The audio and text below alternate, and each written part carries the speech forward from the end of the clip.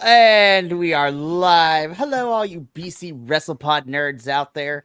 And welcome to another rendition of the Grapple Gurus. It's only been like 72 hours since the last time we did one of these lovely shows.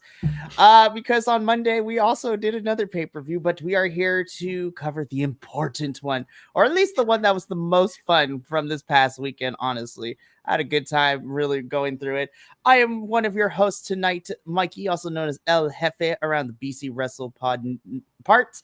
And joining me this evening is the Grand Master, the Grand Poobah, the person who has introduced me to this crazy world of GCW, and I'm going to be staying, so I got to make sure I pay this rent out here. Mr. A to Z himself, Andrew, and how dare you get me hooked on another promotion on your way to your hiatus for the fall. I hate you, and I love you at the same time. I figured you weren't watching enough wrestling, Mikey, so I figured you needed one more. Fine, I guess I'll watch more wrestling. I guess you can never. Well, I would say there is such a thing as too much wrestling. But what I love about GCW is because they are all mostly weekend shows and they don't do it like every single weekend. I could still tune in. And of course, we got some fun announcements on the social medias earlier today. I'm looking forward to the next rendition of Bloodsport, which we definitely need to cover for sure in November. But that is not why we're here tonight. We are here to cover GCW Homecoming. So before we get into all the bells and whistles and the absolute flipping chaos that was this 2-night, 3 event weekend, I'm super excited. But if you haven't already, you can make sure to follow us all over the social medias. You can pretty much look us up on any social media, and we're pretty much there, at least the legal ones, anyways. Make sure to subscribe to us on YouTube, follow us on Twitch. We pretty much are going live every single day of the week, and we're having a great time with it. We've been getting some really cool interactions with you fans, so make sure to tune in. And then, of course, if you want to know, hey, I don't want to go to all separate social media sites to follow all you guys. Where can I do that all in one go? And I'm glad you metaphorically asked, because you could also check us out on Next Level.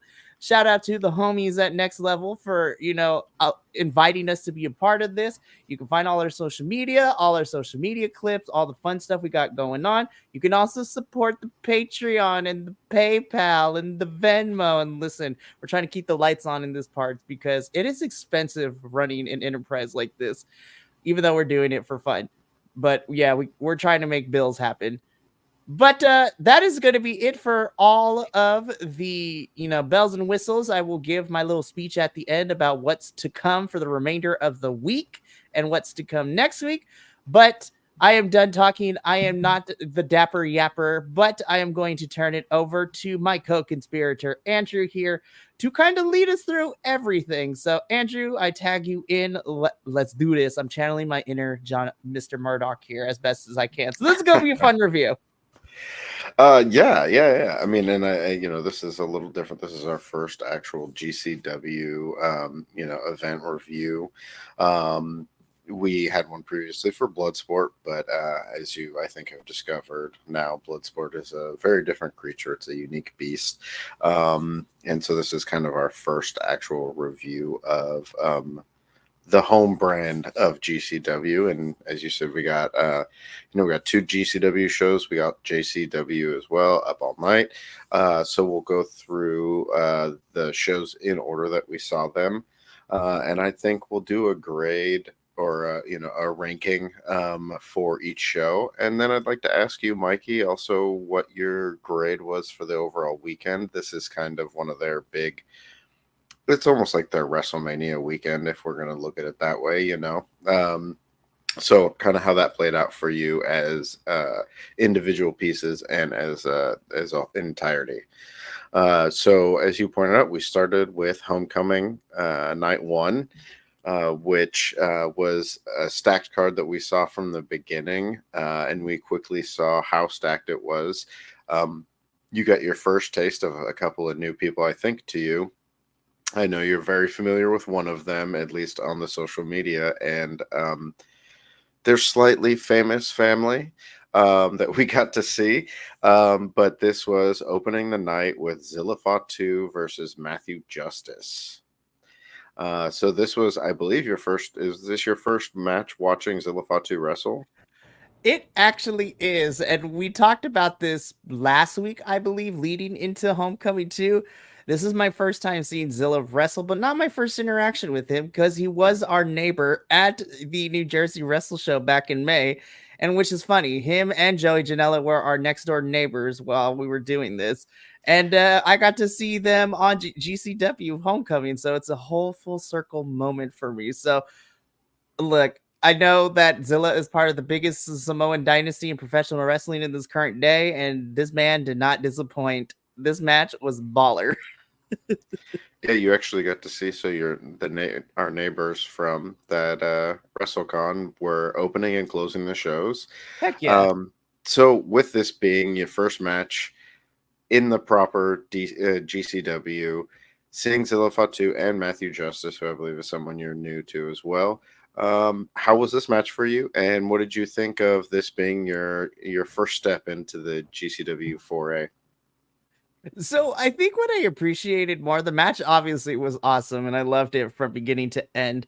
But what I loved about this first match, that this was like the tutorial stage for my GCW viewing, because again, I am a teacher by trade, so it is my job to ask leading questions for my students to get to the answer.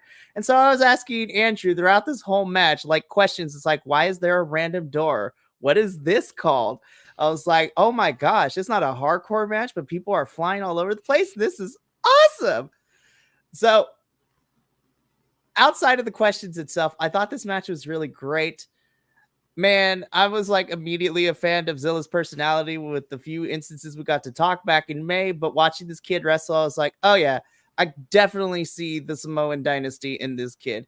But also not just Zilla, because Zilla does have the name, but this was my, as you said, this is my first viewing of Matthew Justice, and I kind of am a fan now. I really dig his style, and just these two put on a really fun opening match, which definitely helped because it kicked off the night right, and it created the energy that was needed to get us through this almost 12 match card, which you think I'd be used to with other promotions, but hot damn, like this was a stacked 12 match card, and we got done in like what, maybe 3.5, 4 hours, which is kind of crazy to think about. But this was the right way to kick it off for me, and I thoroughly enjoyed this match. Awesome. Yeah, well, we had Zilla Fatu come out victorious, continuing his unbeaten streak in GCW. Yeah, as you said, we got to see both these two go through some doors, and we got to see an impressive counter of coast to coast with the Samoan Spike from Zilla, picking up another victory. Yeah, and we moved on to someone that you are a bit more familiar with, which was our second match of the night, which was Sydney Akeem taking on Tony Deppen. Sydney Akeem, obviously, formerly Scripps in another federation. So you get to see a familiar face in a new place and doing some new stuff, bringing some action. Sydney Akeem's another person who also has been undefeated in GCW since coming over and has had some incredible matches and been a regular feature. And Tony Deppen's a pretty familiar name to GCW crowds too. How did you feel that Sydney fit into this GCW world, and what did you think of him facing off against Tony Deppen? So I want to talk to Tony first, because we've seen Tony pop up in other promotions we review here for like a couple matches and for brief stints. So I'm like, I knew the wrestling was going to be fun. Say what you will of how Sydney was treated in the other federation, but I've always liked him in his high flying, acrobatics as a wrestler. And this did not disappoint me when I got to see him do some crazy stuff. And then, of course, that made me go back to previous GCW events where he faced off against Jack Cartwheel, which we'll talk about him later in this review. Sydney's just so great, and he fits perfectly in this like melting pot that is GCW, with all different types of wrestling styles, creeds, codes, races, orientations, whatever you name it. It was so flippin', no pun intended, fantastic. I see what you did there. See, I got jokes. Yes, this was, it was, for me, it was, interesting because, as you pointed out, with Jack Cartwheel, with Rich Swann, with a lot of his previous opponents in GCW, he went up against other high flyers. And with Tony Deppen, it was a very different style. And so this was something kind of new for me to see, at least for Sydney in GCW.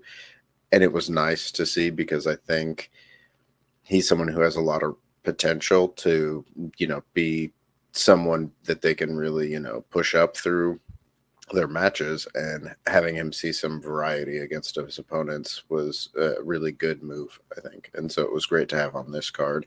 It just made it feel like it was even more of a challenge, and seeing him come out victorious, against that adversity just made it feel like even a bigger win. And as you pointed out, GCW is home for some violence, which we definitely got plenty of in our next match, as you got to see a GCW death match, but it wasn't a singles match. It was a tag team match between the former, I believe, former 4-time GCW tag team champions Los Macizos against the couple of Brandon Kirk and Casey Gattal. Which I let you know when they were making their entrance that not only is Brandon known for being a star of the death matches, but so is Casey. These two, they don't shy away from the light bulb tubes and barbed wire and doors and chairs. So we got to see these two tag teams square off in really the essence of GCW. And how was this for you, getting to see not only a death match in GCW, but getting to see a tag team death match with also some more lucha libre style wrestlers going against some death match wrestlers? I didn't know that this combination of styles of wrestling would fit perfectly, but I feel like anything fits in a death match. Now, I'm gonna preface by saying this, and I mean this in the best way possible. I was just like, I didn't know what to expect with the death match, but this was a really fun one to start me off. And not to say that it was tame, because it absolutely wasn't in hindsight, because people were bleeding, Yeah. and we had two people go through the barbed wire contraption on the outside too. I'm just saying, Casey, to me, again, if someone gets pierced by, I'm weird, because if someone gets pierced by barbed wire, these types of matches, I was like, okay, that's fine. But there's something about like hair, especially long hair, getting tangled in barbed wire that just like makes me go, ugh. Like that's the weird like ick factor. It's like, nope, don't like seeing it. I don't know if it's It's because the like, scalp thing. yeah, I think that's where it is, because that thing can pull from the scalp, not only hair, but skin can fall off. It's like not crazy. I will say, for me in this match, Brandon was probably my favorite part, taking a bunch of these hits. And he would end up becoming my favorite new person outside of another person we'll see later in the evening, because this man was MVP in night one, which we'll talk about a little bit later. But I thought this was fantastic. And I really love that GCW, and I've always known this, but I love getting to witness it firsthand, that there are no gender lines in GCW. Like, if we gonna fight man to man, woman to woman, man and woman, everybody in between, like, I was like, if you got beef, if you don't like me, fight me. And that's how it should Yeah. be, which was fantastic.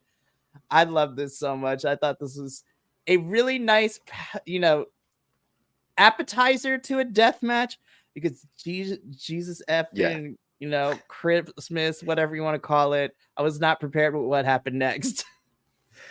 Well, and as you pointed out, Brandon Kirk, we will see him not just once, but a few times over the weekend. And he was one of probably 3 people who really were the workhorses of this weekend. But as you alluded to, this was the deathmatch appetizer to whet your palate, to warm you up, to get you ready for a insane death match between Big F and Joe and John Wayne Murdoch. Uh, This was my this match of the night, like on night one. Holy, we're far enough in. Holy shit, Andrew. Like, I've only seen clips, and you lied to me of how crazy these things can get. You're just like, oh yeah, like people use light tubes and things like that. I'm like, okay, that makes sense. And then I witnessed it firsthand, and I'm like, my goodness, holy crap. Within like 30 seconds, both men were bleeding all over the place. And again, I'm a sick little freak. I love me some good violent matches, and this like satiated my appetite. Lights. We had a whole entire weed whacker at one point. We had glass panes. Like, honestly, I think I'm a big fan of death matches now, and I this was there are not enough words in any world language, English, Spanish, French, Japanese, like whatever you want to call it, even the dead languages. There's not enough words to describe how awesome this match was and how fucking crazy this thing was. Holy crap.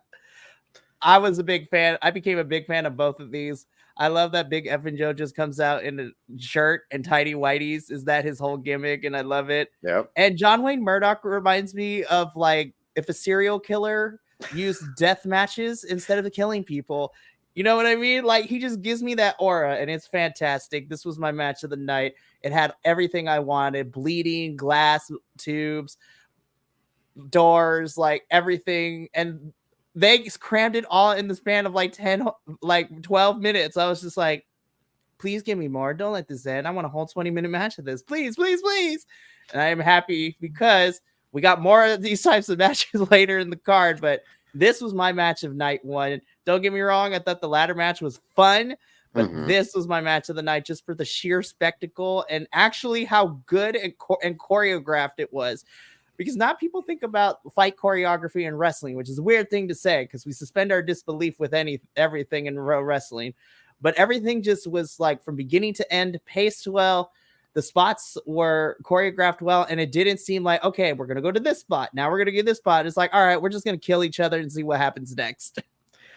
Well, and you pointed out something is that there's only so much that you can fake or blunt in these style of matches, and the fact that going through a door is the most gentle thing that you're probably going to do in one of these matches shows just the commitment that these performers are willing to do, but also it shows how good they are because they are able to continue telling those stories as we go along and keep it interesting and still keep the wrestling in there. Obviously, there's the fun of just watching two people stand across from each other with boxes of light tubes and take turns whacking each other over the head with it until one of them or both of them can't do it anymore. But watching them both go through those panes of glass it's insane every time I see it. I mean, you talked about my reactions when we were watching it. It's just, it's visceral and you can't help but react to it, but they do it in such an engaging way. Like everyone's cheering for both of these wrestlers after the match was done. But following this match, we got a nice tame, settled down match, a nice classic match for between the JCW champion Masha Slamovich, also the TNA Knockouts Tag Team Champion, facing off against Galeno Del Mal, the son of Dr. Wagner Jr. and another legacy wrestler, facing off. And this was, someone that you are very familiar with, having watched Masha multiple times now, having seen her in Bloodsport as well, seeing her in TNA, and she's everywhere. She just shows up in all the indies, kicking everyone's ass. And Galeno, who I believe this was your first chance to actually get to see him wrestle. Obviously, you're familiar with his family. There was a bit of a size, disparity here between the two of them. Let's get this elephant out of the room. Like that is a big man, both like width wise and height wise. You literally clicked in large on a wrestler and out pop Galeno Del Mal. Like that is a big dude. Holy crap, Andrew. This literally was a David versus Goliath situation. But of course, Masha just kicking all the ass. I was like, this is why I watch wrestling. The physical absurdity mirrored, and partnered with just absolute fun wrestling. This was so fun. And, we got to see, Masha really kind of face someone that she doesn't get a chance to face a lot in a lot of the other promotions. And not that, I mean, TNA is something that we've talked about. They wrestle, across those gender lines and things like that. And obviously other, indie promotions do that. But you said it. I mean, he's a big dude. There's not a lot of people that are built like that. So getting to see Masha face someone like this, how how did that feel for you, like getting to see her face off against adversity like that? And we'll talk about how the ending came about, but she did come out victorious. And how was that for you for this match? Did you feel like they did a good job of building that up and keeping it interesting between the two of them? The biggest problem that we've seen in any promotion, regardless of what it is, when you pair a smaller wrestler with a larger wrestler, there tends to be a lot of start and stop, and the fluidity of, making things look, Mhm. choreographing everything doesn't always come out right because of the size difference. Masha just don't give a flying F. Like, she's like, oh, I don't care if you're bigger than me. I'm gonna kick you in the face. And the fact she was able to kick this man in the face on multiple occasions, despite the height difference, was fantastic. I love Galeno del Mal being more of a power based luchador, which we don't see too often. Mhm. But what I really loved in this match, and maybe it was just me, and I might be crazy in saying this, but I like when you can see the clear size difference. What most of these types of matches fail to do is have your smaller wrestler have to be creative, because usually it's shenanigans or, just chop blocking the person. Masha did not just chop block, but she changed up her offense, which I could say because I have seen her enough times to kind of get a feel of and her style of wrestling and things like that. I loved watching Masha change up how she approached her opponent and adapted to not only his size, but the fact that most of it was not just power throwing, but he also jumped off the ropes. He did lucha libre style moves and things like that. And I was impressed with both of them because they both adapted their styles very well to their opponent, which you can rarely see in other matches kind of like this. But this is a fantastic match. I want another rematch. And honestly, if these two became a tag team, just because I'd be here for it as well. Just it was so freaking.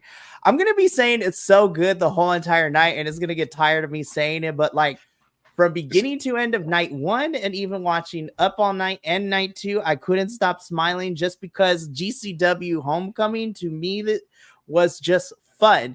And sometimes we forget that that's what wrestling is supposed to be. It's fun. So I appreciate all types of wrestling. I'm never gonna knock somebody who likes a different promotion. I was like, I've never watched GCW up to this point, and I'm glad that I allowed myself the chance to do so because I had a good time, and this was one of the matches that helped me have that good time because it was just fun wrestling. Well, and you talked about changing up approaches and shenanigans, and we got both of that to end this match. We knew that Masha was scheduled to face Broski Jimmy Lloyd on Up All Night to defend her JCW title, and Jimmy Lloyd came out to try and distract Masha to cost her the match, possibly. Ended up backfiring, and Masha was able to slap in a rear naked choke on Galeno to get the victory. So, that was very, very much of a smart choice on how she was going to be able to defeat this behemoth of a man. And to what you said, I really do appreciate the fact that what we saw from this match was just a giant wrestler to most people facing off against a smaller opponent. And we got to see that was the challenge, as opposed to what we might have gotten and might still get occasionally from other promotions or in the past, where they played heavily into this is a man versus a woman, because Masha's no slouch. And so, like, I like that they both, the promoters and the performers themselves, had the respect for both of these people to say these are two strong wrestlers facing each other. It's just one is much bigger than the other. And to be fair, Galeno is much bigger than most of the people he faces all the time anyway, no matter who they are. So yeah, I really enjoyed this match. And Masha was another one that we see multiple times throughout the weekend putting in that work. So credit to her. We move on from this to another fun match that has been building up. Somebody else that, actually, a few people that you are rather familiar with, Mikey. This is something that's been building up, and I have to preface this by saying I have been enjoying how well GCW, especially for basically an indie promotion that doesn't do regular weekly shows, tells long-term stories. And this is something that they've been building up with these masked men coming in and attacking people, creating some problems that led to the debut of the Maharaja, Raj Desi. Another person who served time in the Federation and was let go, or no longer is there, to make an appearance in GCW, but he didn't come alone because he brought the Bollywood boys to be his kind of henchmen slash muscle slash dance partners. So they came in and targeted Effie was the Maharaja's main target, but as anyone who watches GCW knows, Effie's got a lot of friends. And so leading into this, it actually looked like it was going to be Ali Catch, Effie, and Dark Sheik. But on the night, we actually got Effie, Dark Sheik, and one called Manders, who I believe Dark Sheik and Manders are two people you're less familiar with, correct? Oh, absolutely. But by the end of this match, first and foremost, Dark Sheik. I love anytime a wrestler. I'm a big video game nerd, and you told me that Dark Sheik always has like video game inspired like wrestling gear, which is fantastic. But of course, you know me, I love me some good weirdness, and one called Manders just by the name alone, and his whole character and gimmick, and just the his ring gear and everything. I'm just like, okay, I'm here for this. One called Manders. Okay, what are you about? And I'm like, I need him and Hangman Page to have a match because then we need to determine who really runs this cowboy shit. Like, oh, it was so good. And just the absurdity of them all coming out in the ski masks like they were about to drop the hottest mixtape in professional wrestling. Like, And the entire this was crowd, just, too. yes, they were so good. And again, I love when cultures clash in professional wrestling too, because when we had the Bollywood boys and Raj Desi come out, we had a traditional drum player in the Indian culture come out and do all that too. And I'm just like, this was just a fun match. And of course, even though it wasn't the team of Ali Cat, Dark Sheik, and Effie, the whole entire match, I was like, they just come up with really fun names. And so now I've had to censor myself because of my profession. I'm like, I can't be saying thrusty or bussy in certain places. But I'm just like, wait, that's a name for the team. I'm like, okay, I'm immediately sold. This is fantastic. I will admit it did take me like maybe 2 or 3 minutes to get into it Mhm. for a little bit because it was started off like a little bit slower, but then it was just fun all here out. Raj is a big dude. Like that man is jacked. His arms are the size of my head, and that man can pop me like a pimple just by squeezing like a grapefruit. I'm like, holy crap. And of course, we talked about this all the time. Representation matters to me. And so Effie, of course, as we all know, he throws one of my favorite events that I'm hoping to cover soon here on this channel, which is Effie's Big A Brunch, which is where he brings out all wrestlers part of the LGBTQIA plus community. Well, actually, now it's LGBTQIA2 community because recently we have recognized two-spirited individuals as part of the community too. So shout out to, further educating the peoples out here because now it is important. But back to the match itself. Again, this was really fun. And I'm so happy that our face team did win here. So I'm biased. I love everybody involved. Dark Sheik, Effie, and one called Manders. Especially Manders. I love you, man. You are one of my favorites now. Well, and he is one of the workhorses of GCW. He's he's been constantly wrestling since I've come over to watch, and he's so good and entertaining. He's won me over. And Effie and friends, whatever formation that they come in, they're so good and so fun to watch.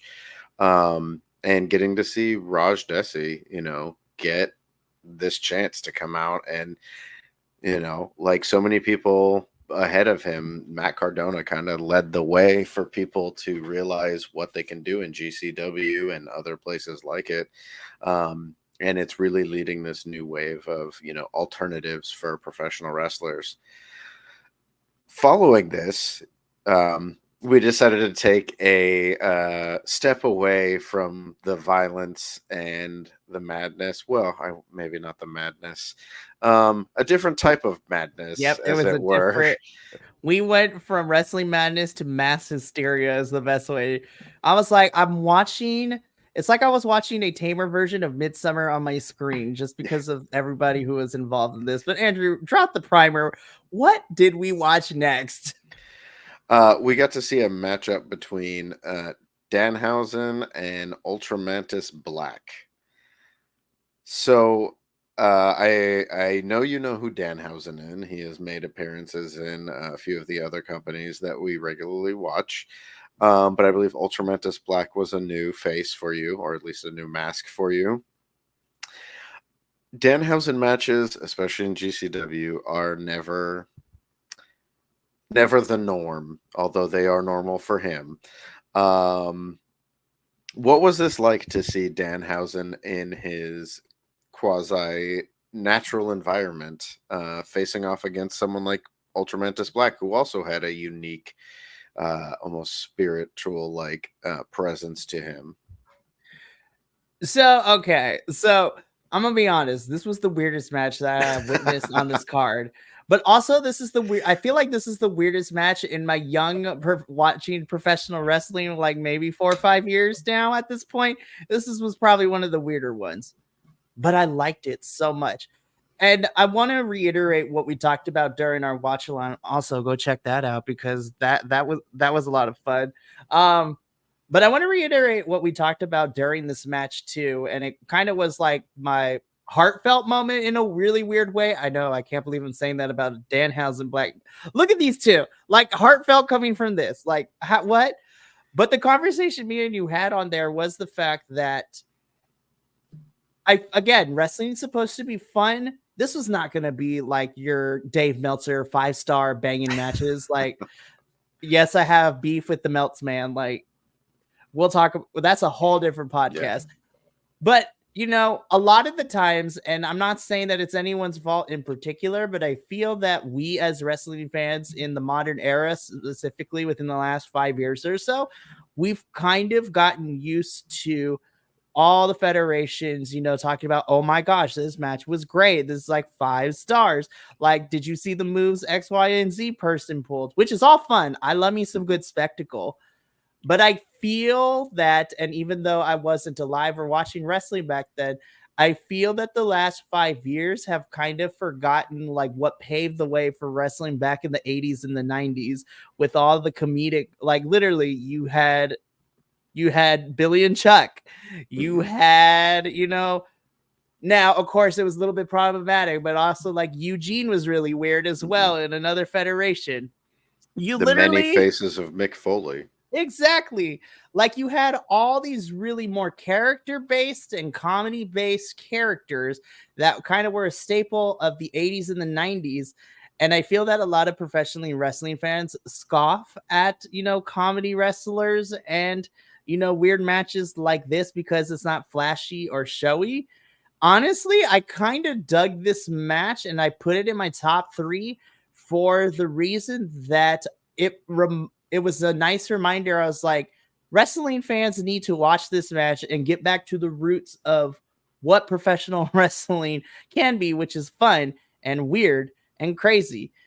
And again, I'm a big sucker because I'm a big cultural person anyways. I love me a good shaman type of character, like Ultramantis Black. And then Danhausen's jar of teeth. I was not prepared for that. I was like, this is weird as all hell. I feel like I found the treehouse in TNA and I got secondhand, attackment from what goes down in the treehouse. But this was fun, and I would have people watch this because, again, this is good theater, and that's what professional wrestling is. Sometimes it's just fun theater to watch. It's like a two-man show, and that's exactly what it was. And in a weird way, I enjoyed what we got from this. Well, I will say, if you want to watch some ridiculous stuff, there's plenty of it in the archives of GCW. I would suggest watching You Only Die Once from a couple weeks ago with the match with Andres the Giant Panda. See, that's a name I do know, and that's because I like weird Japanese wrestling too. Also, by the way, the clips that you sent me from just all of those Japan shows that GCW did a couple weeks ago, I'm just like, this is absurd, and I'm here for all of it. Yep. It was so good. It was so good. This match, yeah, it was fun. It kind of served as like that way to change up the pace a little bit and give us a breather. But it didn't lower the energy. It played into just a different, it was giving us a different flavor, to kind of cleanse our palate. And we really picked up after this as we headed through the rest of the card, starting with our next match, which I knew was going to be a fun match. Like, I was not ready. Because we had Megan Bayne, who has quickly become one of my favorites in GCW. She's so flipping good, Andrew. So good. She's I think almost 6 foot tall powerhouse of a wrestler, and she's so good. She's pretty new in her career. She's quickly become, her and Zilla have become two of my favorites in just professional wrestling, but in GCW, offering up a open challenge. I joked with you at the beginning, what if we just had a bunch of people come out? And the open challenge was answered by Vipress. And then Sawyer Wreck making a return to GCW. And then I think the thing that surprised us the most and she got us again the entire night was the TNA Knockouts champion, Jordan Grace, turning to GCW and facing off against the other 3 women in this 4-way matchup. Oh my God. Which was... This is the second time this year she had both of us screaming like little girls. And in the same year, Andrew, in the same year.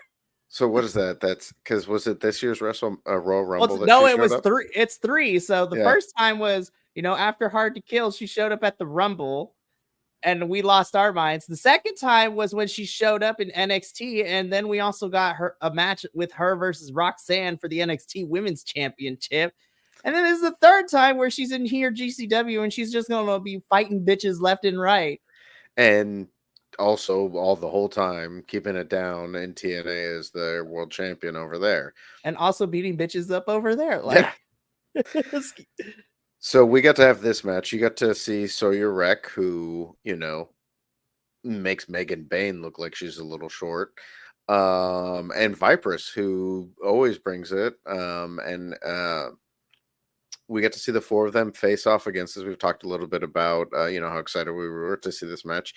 How was this for you to get to see all 4 of them in the match together, facing off against each other, seeing Megan Bayne wrestle, seeing Jordan Grace in there with 3, new people, for her to face off against. What did you think of this match? I am going to channel our other TNA co-host Will when it says, it's like, I love me some women's wrestling, so immediately, like, it is the best thing on the planet right now. And I obviously Jordan Grace, I was like, no brainer, duh, love her. I've been following Megan for quite some time, probably about the same amount of time as you have. And I was just like, she's just so good. And she's like, oh, this is only year 2 or 3, you said, of her wrestling career, which is crazy because it doesn't seem like it. But, I liked Vipress. I was just like, yes, I love you. We need more Latina representation in wrestling in general, because I feel like that does, unless you are in Mexico or in South America, we don't get to see it as much on Western, wrestling promotions. But let me tell you, I can't give you the exact reason why, but I'm digging Sawyer Wreck's whole entire vibe. Yeah. And I'm probably gonna buy her T-shirt now once this paycheck comes in. Also, by the way, I'm probably gonna buy the Homecoming T-shirt from GCW. I need a start GCW T-shirt collection now. But I love Sawyer's whole vibe. I love her weird style of wrestling, how she's just like having a good time the whole entire time, even when she's getting hit in the face. And it's always those kinds of wrestlers that scare me, but in a good way, because they're like, this is fun. You could throw anything at me. Just remember, I'm going to kill you with a smile and deliver it 10 times harder. And she literally deadlifted Jordan Grace back to the curtain, like towards the end of this match. I was like, but yeah, I just need Jordan and Megan to have a one-on-one match, and then I can die happy. Like, I think, excuse my French, but I think I will be spent by the end of this. Like, I will need to be resuscitated, and I need the IV drips of vitamins. As you indicated, we saw Sawyer Wreck carry off Jordan Grace to the back for nefarious reasons. Probably just beat the crap out of her some more.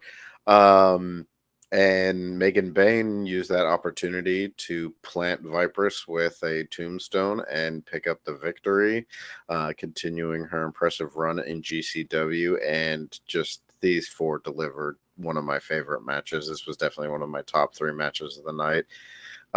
The pop from the beginning of just seeing who was coming out. And I agree with you, Sawyer Wreck. She wrestles a couple more times. We get to see her wrestle one more time this weekend.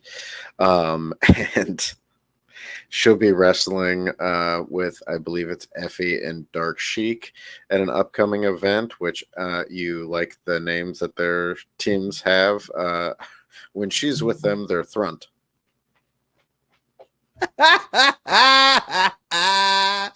You can't put that on a t-shirt and wear it around children, but I mean, Dark Sheik wears one that looks like an NWO shirt and says it with the "See you next Tuesday" on it. But yeah, she just brings fantastic, so much energy, and it's her smile.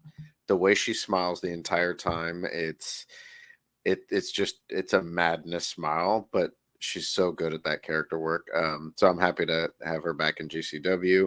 So it was an awesome match.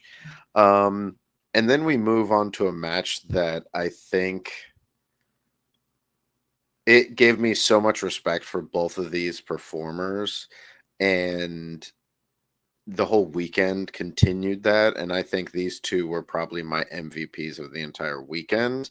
Shout out for the change that needed to happen. Like, okay, so let's just get this out the way, because this was what originally was scheduled, and then it didn't happen. Yeah, we had Nick Gage taking on Drew Parker. And Drew Parker's a former, I believe it's the Extreme Championship for GCW, taking on Nick Gage, who is, one of their main performers, NDK all fucking day. It's, he's one of their stalwarts. And unfortunately, we have an announcement happen before the match. We don't get very many details. It doesn't sound like it's a great thing. Hopefully, it's nothing too bad. If it's something health-wise, we hope the best for Nick. If it's something else, either way, we just hope the best for everyone that's involved, and we hope it's nothing too serious. But Nick Gage will not be wrestling Drew Parker. So instead, Brandon Kirk, who already wrestled once in a death match, decides to step up and face Drew Parker in another death match.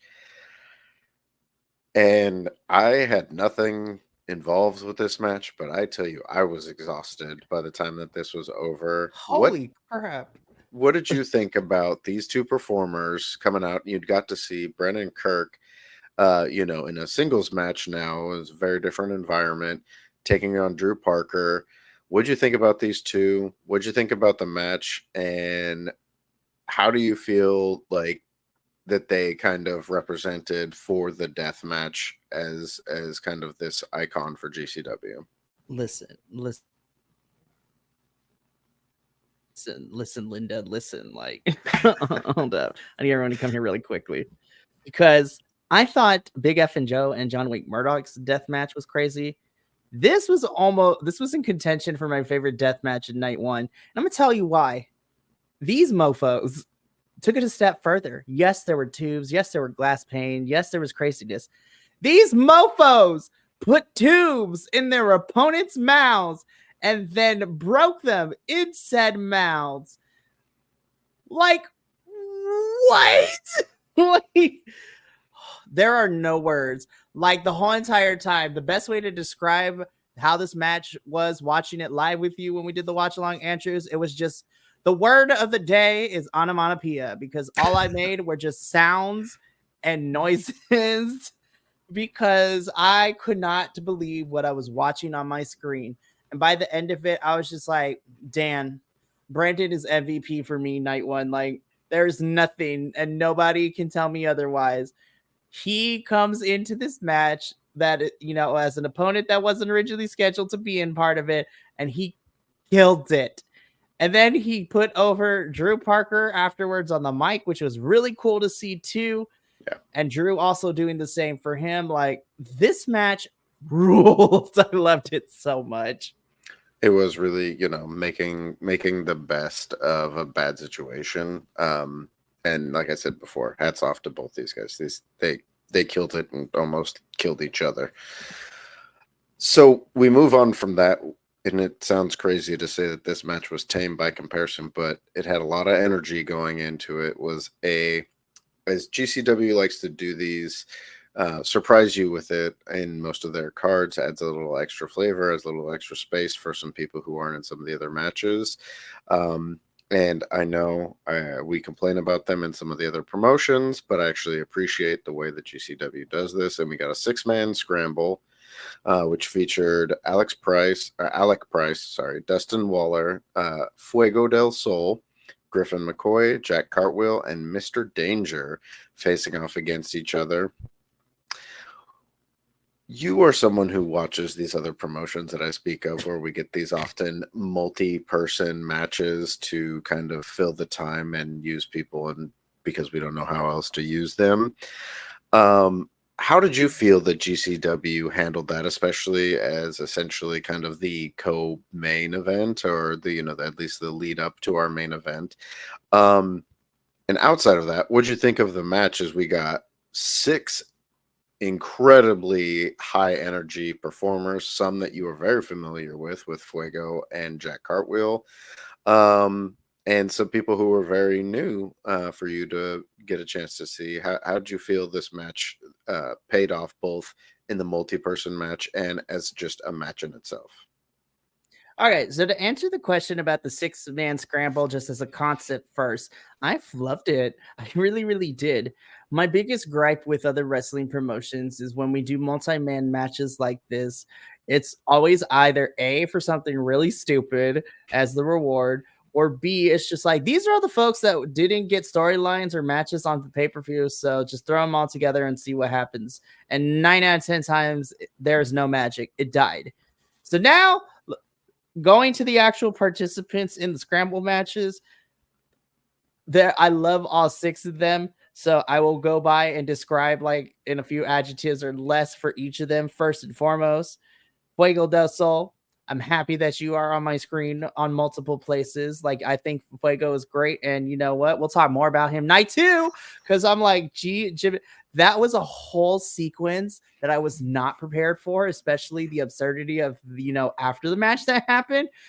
But I was here for it. So Fuego, amazing. Dustin, awesome. Griffin McCoy, shout out to the thick boys, because I was a tall, thick boy and like one of the few true heels in that match. And I'm like, I kind of dig it. And he's so committed. And I was just like, he looks like he's having a great time. And I loved it. Mr. Danger, I love me some high flying spots. It's fantastic. Jack, obviously, love him. We've seen him on multiple matches and other promotions. But Andrew, I got to tell you this, like I think Alec Price is probably my favorite GCW wrestler right now. That kid is so flipping good. And you did not lie when he said he is that good. And I got to see it here and later in the weekend as well. Like, that kid is like just I had questions on certain combinations of moves he did, and I'm like, how did you physically do all that? Like, how did that happen?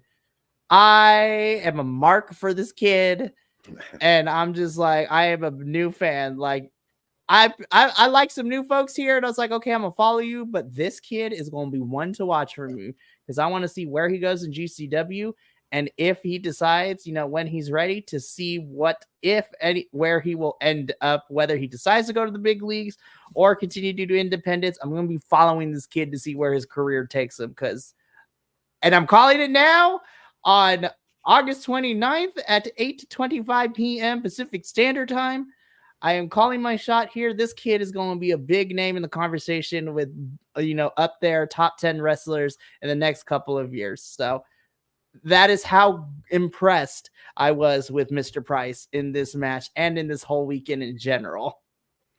Well, and something you alluded to is there was kind of a purpose to this 6-man scramble, as Alec Price and Mr. Danger would face each other later that actual night at Up All Night, and Dustin Waller and Griffin McCoy would also face each other. So we do have a bit of a story there going, that these fights are going to continue. But yeah, Alec Price, another MVP. He was up there with Brendan Kirk for me, for the people that really made this weekend fly, no pun intended. But I got to say is Alec Price versus Javon Evans. Andrew, like, I know I throw this phrase around like I would not be prepared for that, but no, I truly would not be physically, mentally, spiritually, emotionally ready for that match, because you have two young guns going at it. You have Mr. Alec Price doing all the flippy and dippy stuff, and then, of course, Mr. Javon Evans making it bouncy, as he likes to say as his catchphrase in NXT. God, I need that match. Like, listen, NXT, you let some of your wrestlers go compete abroad in other promotions. Like, just let Javon, or even on Level Up, have Alec Price show up one time on Level Up and have those two go at it. Like, I need this match immediately. We get people from all over in GCW, including from the big federation. So never put it past them. But we move on from this match to our main event, the GCW World Title match, which was technically is now listed as a 4-way match, but we'll get into that later. It was a 3-way match between the current reigning GCW World Champion Mance Warner, the real World Champion Blake Christian, and Joey Janela. This is another one of our long-term storytellings. Blake Christian was out because he was competing in another country and not able to make his return to defend his title. So acting general manager Matt Cardona decided to strip him of his title and hold a tournament, which Joey Janela was a part of. Fought through a lot of adversity caused directly by Matt Cardona, and still managed to come out on top and win that tournament, only through a series of shenanigans for Mance Warner to end up being crowned the world champion.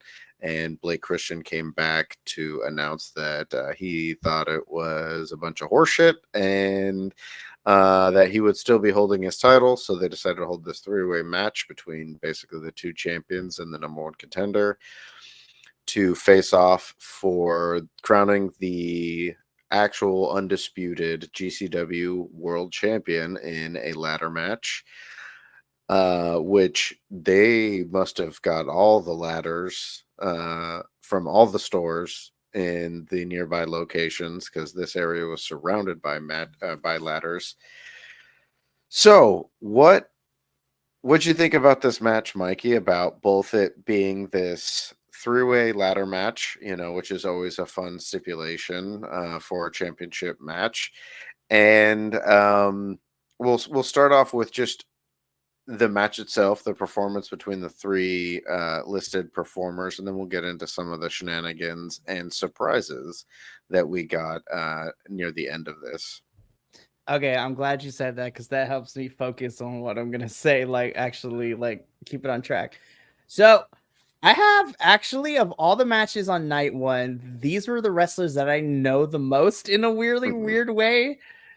Because again, they 2 out of the 3 of them have, well, actually all 3 of them have popped up in another promotion, not Mhm. WWE, but in some capacity. I've either seen them in AEW or ROH. Joey was definitely a big part of AEW towards the beginning years before, all that happened and the backstage stuff that happened that, had him get fired essentially. But I'm happy to see it seems that he's in a better place now mentally, and just why he was really nice to talk to, at the convention. And of course, he immediately turned on his character when we interviewed him. And in fact, he fought Megan Bain later that night, so that was kind of Mhm. fantastic as well. Mance is a fucking weirdo, like in Yeah. the best way possible. Like, look at those crazy eyes, Andrew. Look at those crazy eyes. They're peering into my soul, and I'm very uncomfortable, but I also kind of dig it. I don't know. Questions. But I am also familiar with Mance, not just in GCW, but he also was in AEW, I believe, last year for a little bit, popping up doing different matches just cuz and whatnot. I think he was like Orange Cassidy's friend as we were Mhm. being presented it, which totally makes sense because Orange knows everybody for some reason, which is kind of crazy. And then, of course, you have my homeboy, the the total piece POS that is Blake Christian, doing all this heel work within the last like year and a half or so. And I love his little heartbreaker gimmick. Blake is just such a great heel without doing too much, if that makes any sense. Mhm. He doesn't need to go over the top. He's just like, he's my favorite type of heel. He's the cocky heel, but he's not a chicken shit heel. He was Mhm. like, yeah, I'm good, and let me show you why I'm good, and then does like 50,000 moves in the match, and it's just like, I know I'm that good. Just get over it. Like, all 3 of these men, and then when you put them together in the ring, like, there were ladders, there were chairs, audience members got thrown at some point in, like, they got thrown into the audience is fine. We literally had a death trap of a door and chairs and a ladder towards the finish of this match that somebody went through, and I thought someone died on my television screen. We had a whole entire screwdriver come out and got poked in people's faces. Everybody was bleeding. This was pure carnage and venom. Looking at your shirt. This was a flippin' chaotic mess. And I was here for every single thing of it. And that was only the match itself, because then we had all the spots and the people that came into that literally was just like, all right, I'm going to have to revisit at the end of this, because all that plus the match itself may have pushed this in the top 10, and I need to reevaluate my choices here. Well, and speaking of the chaos, we had Deathmatch Royalty come down and get involved, which is Broski Jimmy. We had Steph DeLander, who is part of, Deathmatch Royalty, but also Mance Warner's.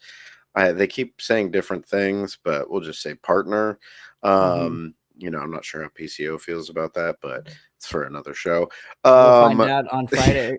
We'll find out um, tomorrow. so, we had them come down. Steph was getting involved, and Joey's partner also came down to get involved, which is Megan Bain, fighting off Steph. We had not Mance Warner. Mance Warner was in the match. We had one called Manders come out. We also had Effie come out. So we had a lot of action happening, and it looked like Effie was going to be a big game changer in that until we got our, I'm gonna say, second biggest surprise of the evening, because I think Jordan was probably my biggest surprise. Oh, Um, absolutely. but I would not have picked this. This was And not on my bingo card in no, 2024. Like, absolutely not. so we had JBL, John Bradshaw Layfield, make his appearance in GCW to come down, clothesline Effie to hell, help out Mance Warner, and ultimately help Mance Warner pick up the victory, grab both titles, and is now the undisputed GCW World Champion. Um, what are your thoughts about JBL being here in GCW and helping out Mance Warner? the last 10 minutes was a cluster F of everybody. And normally I hate overbooked matches like this when we have like everyone and their mother come down to the ring at this point trying to help. But I think in a weird way this worked because it furthered individual storylines as well as to what we were watching in this ladder match, which was the culmination of like the last few months of telling this story of with the championship. Again, you said it perfectly. JBL being in, GCW like this was not on my bingo card whatsoever. But honestly, I was like, no, that totally makes sense that he aligns himself with deathmatch royalty. That's kind of their shtick, and I was kind of here for it. I thought this, again, just everybody that got involved was fantastic. I love it because some of it set up for what we got later in the weekend. And now I can see where we can go for the other GCW shows before we get to their next big one, which I'm super excited for. And hopefully Andrew will be my tag team partner in reviewing that, whatever that is. And now I'm trying to go to my own GCW. So see what you did to me, Andrew. I'm mad at you. I hate you, but I love you at the same time. You literally dropped this in my lap, and now I can't get enough of it. This was a perfect way to end night one. And honestly, this was just so much fun. And in our little brief discussion before we signed off was just like, I think by myself watching this, I would have enjoyed this, but the fact that I got to watch it with you made it even more incredible, and just being able to kind of share in that fun for you. Again, night one was just a whole lot of fun, and I feel like it renewed my energy for wrestling. Not to say that it was going downhill anyways, but it was a nice reminder that wrestling is fun, and sometimes that's all it needs to be. So I thought this match was a perfect way to end night one, and it definitely left me on a high note going into my week this week. Well, that's awesome. I kind of look at it like all those videos you see of people coming home with a puppy to give a family member or something, and you just give them a whole bunch of responsibility and years of dealing with that thing, but at the same time they're just so happy that they don't even care about that because they get to enjoy this new thing that they've been introduced to. So yeah, sorry, not sorry. But with that, we came to a night at the end of night one. So let's go over the grade that you gave, that you would give to Homecoming night one as a show in and of itself. Oh, this is the easiest A I can give any show from this year. Like literally, if not to, I definitely recommend people watching 1 and 2 because they offer something for everyone. But if you only can find the time or the desire to watch a night, I feel like night one does a really good job of not only encompassing storylines, but I feel like night one also does a really good job of encompassing. If you're not sure and you want to know more about GCW and find out what it's about, I think night one has enough of a little bit of everything that GCW has to offer as a company in itself, and what your characters are going to be like, the matches that you're going to see, like the stipulations that you have. I think there was a little bit of everything. Of course, my match of the night definitely had to go to Big F and Joe and John Wayne Murdoch, like no contest. But there was way too many matches that could have easily been traded for that just because of how fun and great they all were. But we got death matches, we had standard matches. The ladder match was great. This is the easiest A I give any quote unquote pay-per-view for 2024 so far. And honestly, and this is going to be breaking news, Andrew, I'm going to have to rewatch this and Hard to Kill because right now they are tied as my favorite pay-per-view of 2024 so far.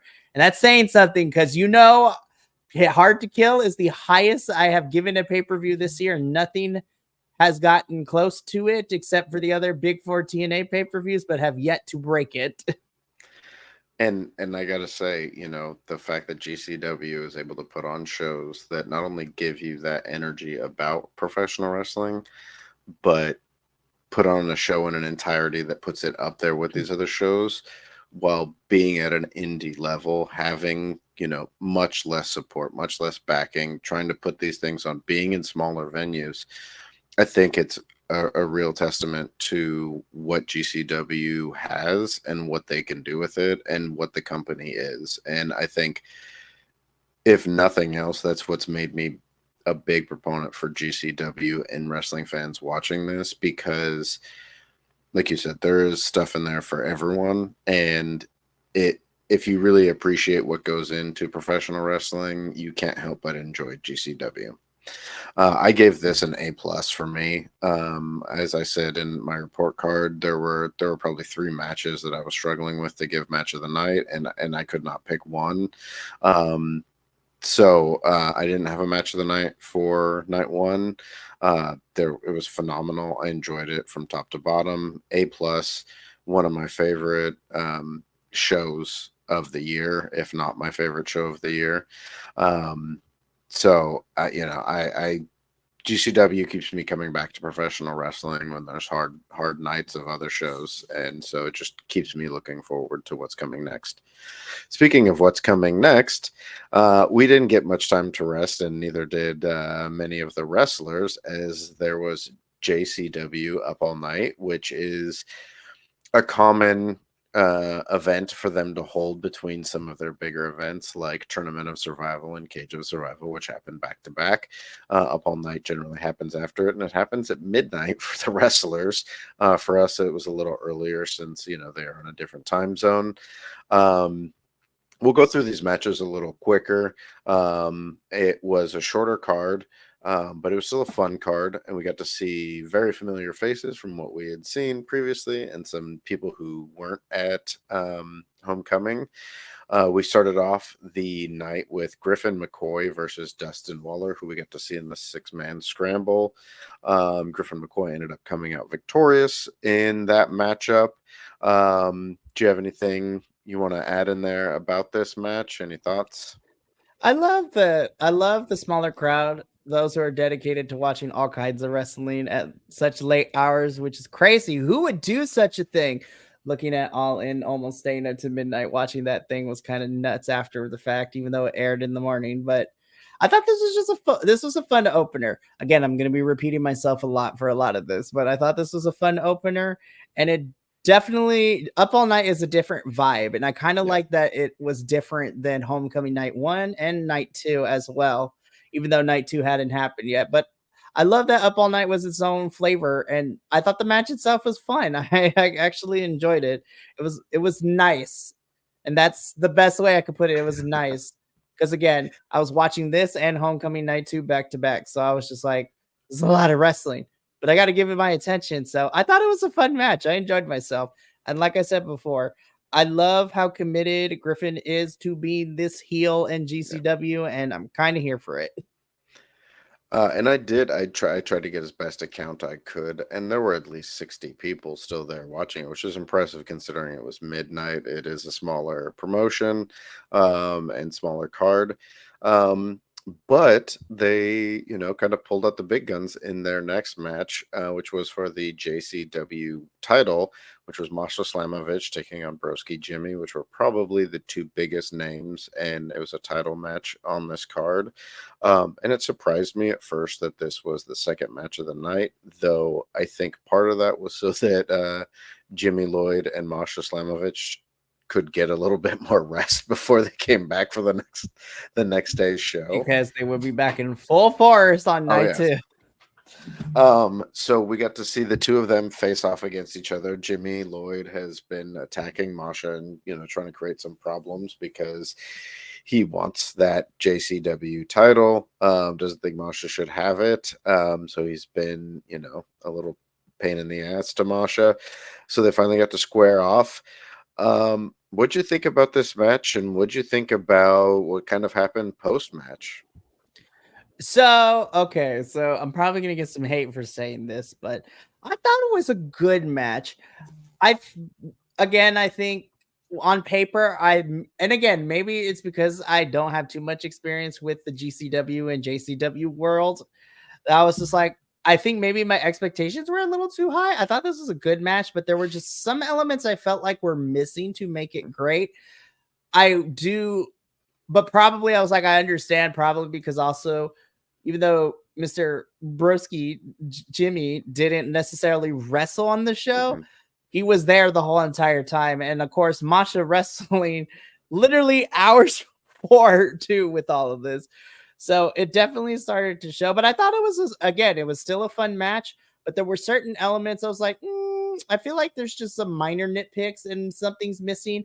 But like, I wouldn't say it was horrible. I give it like a solid B plus of a match. I thought it was pretty decent. I enjoyed myself. Yeah, that's I mean, I agree with you 100%. This you know, the I gave it's actually the grade I gave it was a B plus. Um it it sounds weird saying that I ranked this match the same as the lowest match I ranked on night 1, but that's because B plus was the lowest rank I gave on a night on night 1, and it was one match. I agree with you. I think this match wasn't the best that I've seen from either of them. But I think there were a lot of factors into it. But they did, after the match, Jimmy kind of snapped, attacked Masha, and continued to do so. Basically saying that he's going to get that title. She doesn't deserve to have it. So at least they continued some interesting stuff with that. And it'll be interesting to see if we get more of that story down the line, since, you know, Masha and Jimmy are so active in GCW. But we moved on from this match to see Mecca taking on a Mecca of a man in Sam Stackhouse.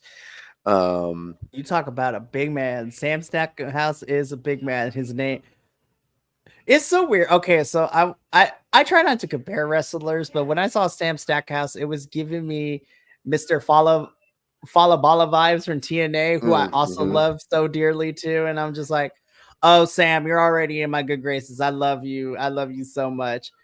And of course, you know, being a little familiar with Mecca, as we saw, Mm-hmm. I was first introduced to him back at Bloodsport when we watched it back in July. I thought this was a fun match. Again, nothing too crazy, Mm-hmm. but I thought it was pretty fun. It was pretty decent. And if I were to give it a scale, I give it like a solid, like a high B. Like not Mm-hmm. necessarily close to B plus territory, but I thought this was a fun match. Like I wasn't expecting anything crazy, but I still enjoyed myself. Yeah, it was a pretty standard Sam Stackhouse match. You know, he's got a lot of he's taken a lot of inspiration from a lot of the other you know, big wrestlers that have come before him. He's a fan favorite. He's well known in GCW, so I thought this was, you know, a fun enough match. And then we moved on to our 10-man tag match, which had an interesting collection of performers. So I think most of these people are pretty new for you.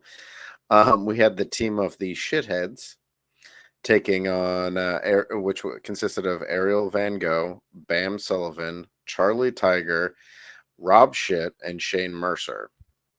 Then they took on the Bob Squad, led by Bobby Flacco, Braden Toon, Hunter Drake, Jay Lyon, and R1 from France. What were your thoughts on this 10-man tag team chaos of a match? First of all, the shitheads as like a faction tag team, Dan. I was just like, I'm pretty sure I know what to expect in this match, and I was not disappointed. Again, I thought this was a lot of fun. This was chaotic AF Mm-hmm. with 10, but it's you're always gonna run into that problem when you have like more than like 4 people in the ring at a time. You literally have a 5-on-5, which was crazy. And that's saying something. This was more chaotic than what I watched last week with the CMLL International Grand Prix. And that had 20 people, but not all at once in the ring. Mm-hmm. This was a different story. All 10 people just basically flew themselves in and out and in and out. I was just like, it's like one of those cartoons where the eyeballs are bouncing all over the place when you're trying to keep up. And that's exactly how I felt. I thought this was a pretty fun match for sure. And you know what? Yeah, it was a lot of fun. I was just like, you know what? This was chaotic AF, but I was here for it. And I've gotten to see most of these guys wrestle previously in various situations. I enjoy all of them. They're fun for where they're at, for who they are as characters. This type of match, like for me, watching GCW more consistently, it's almost like I understand the rules of this world that we're the cinematic universe that we're watching. Um, so I kind of knew what to expect going into it, but it was fun. They did, everyone got their chance to shine. We got some fun stuff. Shane Mercer got a little more information in there. He'll come up a little bit later. But yeah, I mean, it was a fun match to have, and all these people got to come out and make an appearance. And then we moved into our main event of the night, which was Alec Price versus Mr. Danger. This was wisely the main event, in my opinion. And what did you Oh my think god, about this was getting to my see match these of the two? night. This was hands down my favorite match of Up All Night. Jesus Christ, this kid is a star. Like, again, I got a little taste of night one. Up All Night continued that fact. And when we get to night two of Homecoming, I'm just like, I'm telling you, watch this kid. He's going to be making the rounds. And I think he's going to be in conversation for like the new generation of stars that is going to lead professional wrestling forward. Because holy crap. And not just Mr. Price here, but his opponent as well was just as equally as crazy and good. Like, again, I try not to compare, but I was just like, Mr. Danger reminds me of a very early Swerve Strickland, and I'm kind of here for it. Like, again, because just his moves are fantastic, but there's something when you have the charisma and inject that charisma into your actual wrestling moves to give them that like flourish that most people have a hard time doing was fantastic. But again, this was easily my match of the night. Alec Price is just phenomenal. And I need to see if he sells merch because I need to support this kid and his journey because my God, this was amazing. Well, and then that brings us to the end of Up All Night, and it was time for bed. But before we head off to night two, what would you give Up All Night as a show of a grade? I think for a smaller card and getting to showcase like the folks that weren't necessarily involved in some of the bigger stories leading into Homecoming, I think I would give Up All Night like a solid B plus. I thought this was a fun way, and it was kind of like the dessert after night, all the craziness that was the appetizer of night one, and this definitely was like a nice like coming down full, because this was also part of night one, which is perfect because then it got me ready for what we were about to witness on Sunday, the next day.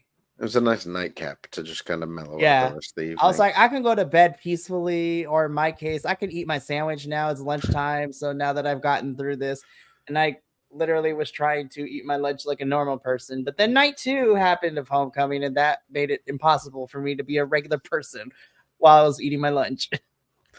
Well, I agree with you. I gave Up All Night a B plus. My match of the night also was Alec Price versus Mr. Danger.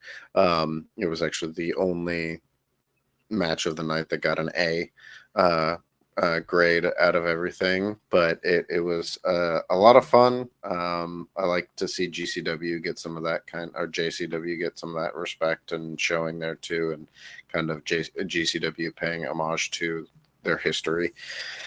So we move on from that to Homecoming night two. Oh my God, Andrew, this was a lot of wrestling in one weekend. Like, I'm not complaining about it, but I was just like, so, okay, I want to give everyone a peek behind the curtain. So, for the 3 people that are still watching at this hour, thank you for tuning in. I want to give a peek behind the curtain and put Andrew like on blast, but in a good way right now. This man is our GCW correspondent, and he's only been our correspondent for like the last 2.5 months. But this man puts in the work because there are like 2 to 3 GCW shows every other weekend, and he somehow finds the time to not only do what he's supposed to for TNA and ROH, but he also does this for GCW, and he'll be up all night, no pun intended. But I got to give Andrew some kudos because I thought I watched a lot of wrestling, but I was like, this man puts in the work. So shout out to you, Andrew. I wanted to give you your flowers because this is a lot. And this was my first rodeo doing this. I'm like, I don't know how Andrew does this. Like, he is more of a man than I am. Like, I have to give him his flowers because it's a lot of work. It's good to watch all this wrestling, but it's a lot of wrestling. And like I told you last night, after watching Up All Night and Homecoming Part 2 in not one sitting, but breaking it up into a couple of sittings throughout the day, my brain was fried by the end of it. And then I had to go watch Dynamite too, which by the end of it, I was like, I'm going to bed. Good night, y'all. And I still had to review CMLL. So I was just like, I don't know how Andrew does it. So flowers to him. But you are correct, Andrew. We are here for night 2. So Andrew, why don't you tell us what kicked off night 2 for us? So we opened night 2 with I thought a pretty fun match. It was Jack Cartwheel taking on Griffin McCoy. We obviously got to see both of these folks the night before in both Homecoming Night 1 and Up All Night. And it was an exciting bit of action. So what did you think about this match as an opener versus the match that we got opening night 1 with Zilla Fatu and Matthew Justice? We got a bit of a different feel for this. I think this was more of a character-based match than, what we witnessed on night 1's opening, but I still thought it was a lot of fun. Okay, so I'm going to give behind the scenes, and Mama Will is probably going to kind of get mad at me for saying this, but it's okay. So I ended up watching, so I was watching all of night 2 towards the early/later evening before I had to do the CMLL review. So I was watching a little bit there, did the CMLL, and then finished Homecoming last night. So it just so happened that Mama Willow walked in and she watched the entirety of this opening match. And she's just like, Jack Cartwheel is really good. I think he's one of my faves now. And I'm like, this is why you are my favorite, because it's the same. And so I think for me, this was probably in my top 3, not because of the actual in-ring action, but again, I have a weird criteria because the fact that I got to have Mama Willow sit in, knows nothing about GCW, doesn't know a lot about professional wrestling outside of her loving Thunder Rosa, which is the right choice in my opinion. And I didn't even have to push her to that. She even has a shirt with it. It was so great. We had fun at the ROH and Collision taping, but the fact that she watched this whole match and she thought that this match was good definitely reiterated to me this was definitely a fun opener, and it was in my top 3, not because the in-ring was anything spectacular, but it's because of the memory that I got to have and spend that time with Mama Willow, who knows nothing about GCW, but also loved what she saw too. I was just like, that's just the universal language of professional wrestling. And honestly, it made me smile even more because this was a fun match for me. It was a fun match for Mama Willow, and both of us had a really good time watching it. And Jack Cartwheel continues to be fantastic. But again, even Mr. Griffin here putting in the work as well. Like, this man was on every single show this weekend for GCW. And honestly, I kind of look forward to seeing what's next for him in the next round of shows, because I think Mr. It's Mr. Griffin time is fantastic. Yeah, I mean, Jack Cartwheel, the fact that this man has turned the cartwheel into not only basically the intro to every move and counter that you can think of, but has made it a move that people pop for. It just says something for his in-ring charisma. And we moved on from this. I don't want to say it was a high-flying match, but I think when you have Jack Cartwheel in there, it's always going to naturally have that kind of aspect to it. We moved on to another singles match between Galeno Del Mal and Tony Deppen, 2 people we saw in night 1, facing each other, who were very different opponents than their last opponents that we saw in night 1, Masha Slamovich and Sydney Akeem. So what did you think about seeing these 2 in this type of match facing each other, and this match as a whole in and of itself? Okay, so I'm going to kind of hijack Andrew a little bit because I'm definitely going to give my answer to this match first. But then I also want to kind of bring in what we talked about in our little, in the text thread between me and you about this match too, which made me pushed it over the edge for me of loving it even a lot more. Again, Galeno Del Mal, that's a big man. That is a really big man. Tony Deppen, not a really big man. But this was a fantastic back and forth. In a weird way, I kind of like that this match showcased Galeno's like monstrosity power more than his previous match in night 1. not to say that Tony is not a good wrestler because he's fantastic, but his style and his character is completely different than that of Masha Slamovich. Mm-hmm. He's very like, I'm gonna teach you the ways of wrestling, and this is how you should do it, and this is not how you should do it. And Glenn Del Mal's like, dude, I'm the son of Dr. Wagner. I stand like a good 3 feet above you. Like, just fight me and let's just do this. So I thought the match was really, really fun. I also love seeing Galeno having to be like, oh no, he's got me in a submission. What am I supposed to do? I love that, they are able to make their opponents like actual credible threats too, Mm-hmm. because that's another big problem I have is when you get the size difference, usually your monsters do no sells and they like don't make their opponent like believable. And Galeno, I think, made Tony really believable. So I thought this was a fun match.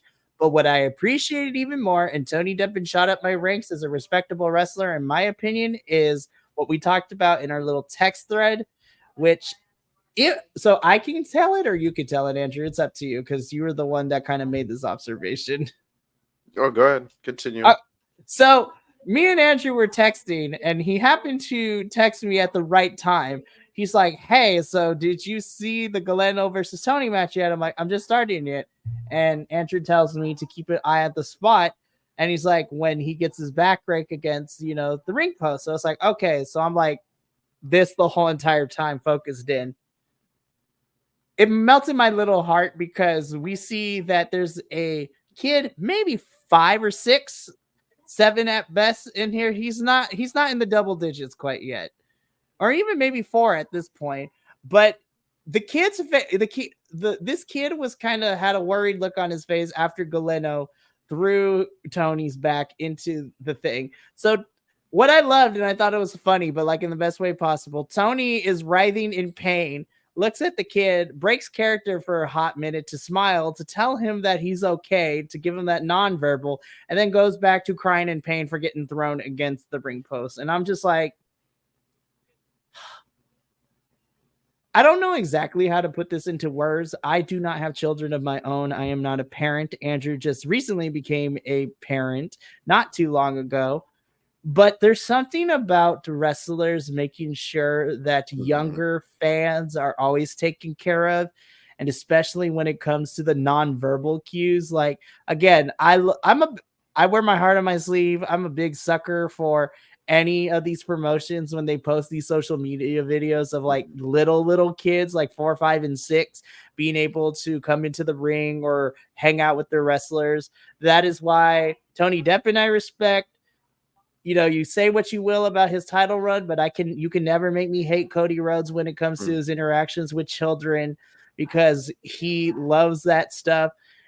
And you can never make me hate Bianca Belair because she inspires little black girls everywhere. And okay, so again, we're talking about GCW, but this is my favorite thing on the planet. What solidified me of you can never make me hate Bianca Belair is when she brought out the Comptons of Diva, the Yes. little girl dancing team, for her WrestleMania entrance. And Bianca just does everything for the culture. So she wants to inspire black girls everywhere to achieve their dreams. And I'm just like, when wrestlers always include kids and make sure that they are at the forefront of everything, just makes me respect them a lot more. And Tony earned my respect from this little spot by making sure that the kid understood, I'm okay, it's all right, you're going to be great. Also, Randy Orton does that a lot too, which is kind of Mm-hmm. crazy thinking about how his character is. But Yeah. I digress. So back to the match itself, I thought it was great. Tony has my respect. And, again, that was a cavalcade of a bunch of things, but that's how my brain works. And I loved it. I thought this was fun.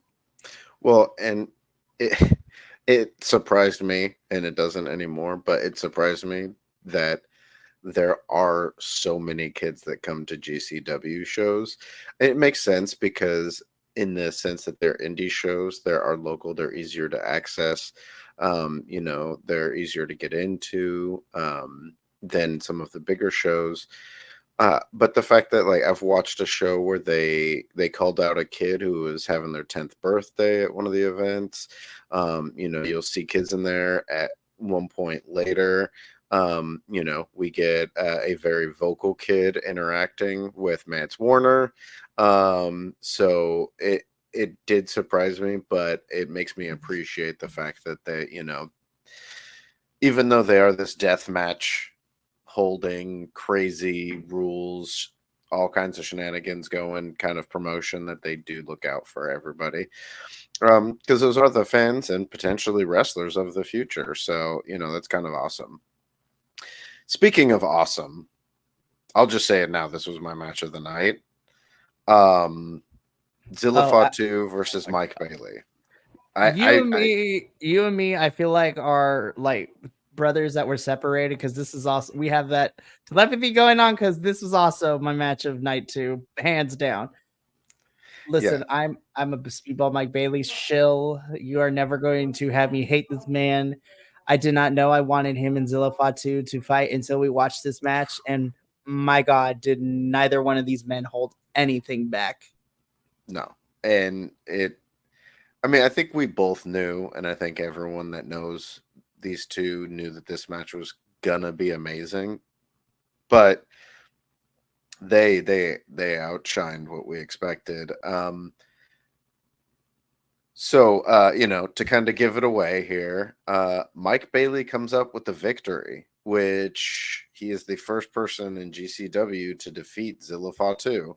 I believe it may actually be the first person to defeat Zilla in his professional. Period. Yeah.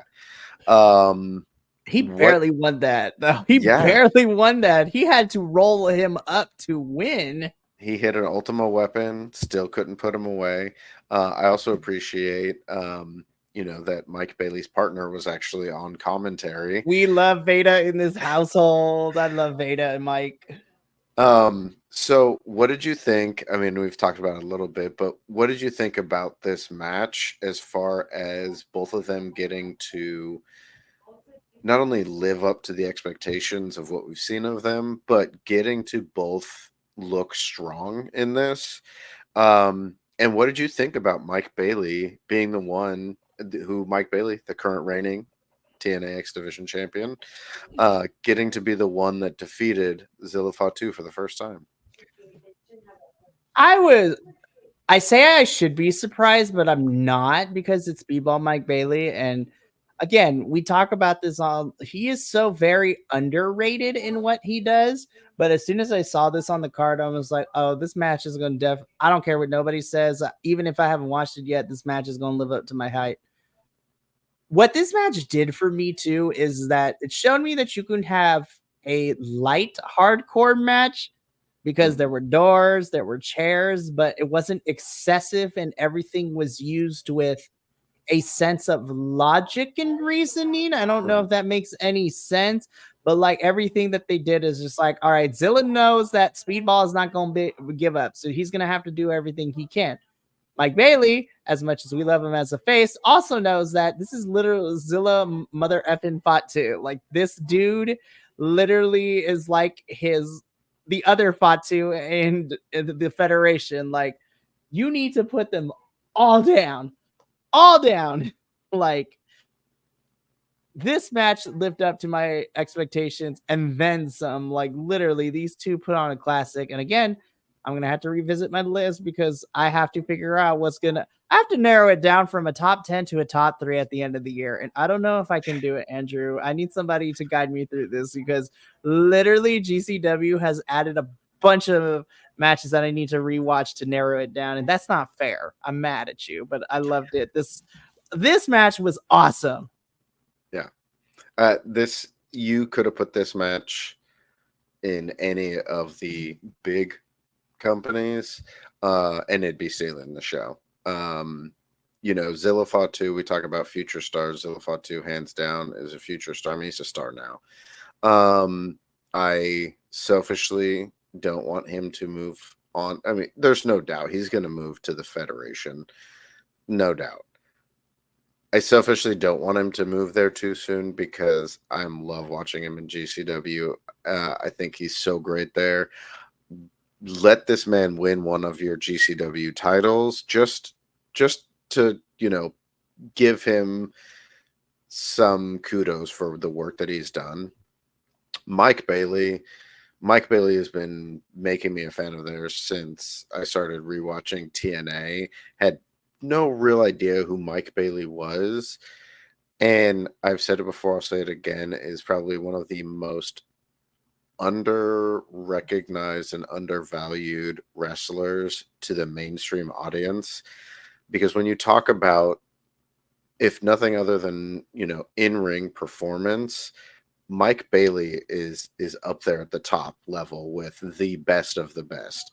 Oh, absolutely. Really quickly though, David, you can't tell me this because me and Andrew would lose our gourds. Like we would lose our minds. Listen, we know that NXT and TNA are doing a partnership. If GCW wants to do a partnership with TNA and we get a 3-way Worlds Collide, picture this if you will. Okay. Like if you have a 3 promotion Worlds Collide event, listen, there's a we Mike Bailey, Zilla Fatu, throw somebody from NXT in there would be fantastic. But when I tell you Megan Bain, Jordan Grace, and Roxanne Perez, Yeah. like, like, oh, sorry. Thank you, David, for the comment. I mean, I think it's perfectly reasonable. We see a lot of TNA performers come into GCW. I mean, obviously, Mike Bailey regularly performs in GCW. He's the X Division champion. We just saw Jordan Grace night one. Masha is here all the time too. Masha is one of their champions. So I would not doubt it. I would love it. I think it'd be phenomenal. And I think GCW in a legit invasion angle would make a bit of sense too, with what you understand how their company is, considering that TNA is kind of the dressed up version of them. I'd be down for it. Like there's so many great matches that we could have. I want to see Bangin' Matthews wrestle the ABC. Alec Price go in against some of these other performers. Alec Price against Mike Bailey would be phenomenal in TNA. I think there's a lot that we could get. Alec Price versus Kevin Knight would be fantastic. Oh yeah, Leon Slater too. Jack Cartwheel versus Leon Slater. Give it to me right now. So I mean, I think there's a lot that we could get out of there. But as far as this match goes, this match was phenomenal. It was so good, so entertaining.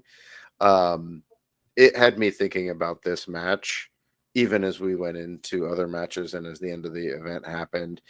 But we did move on from this into a hardcore match that left many impressions in both the people wrestling in it, physical impressions, and it left some psychological impressions in us as we got a hardcore match between Fuego del Sol and Charles Mason.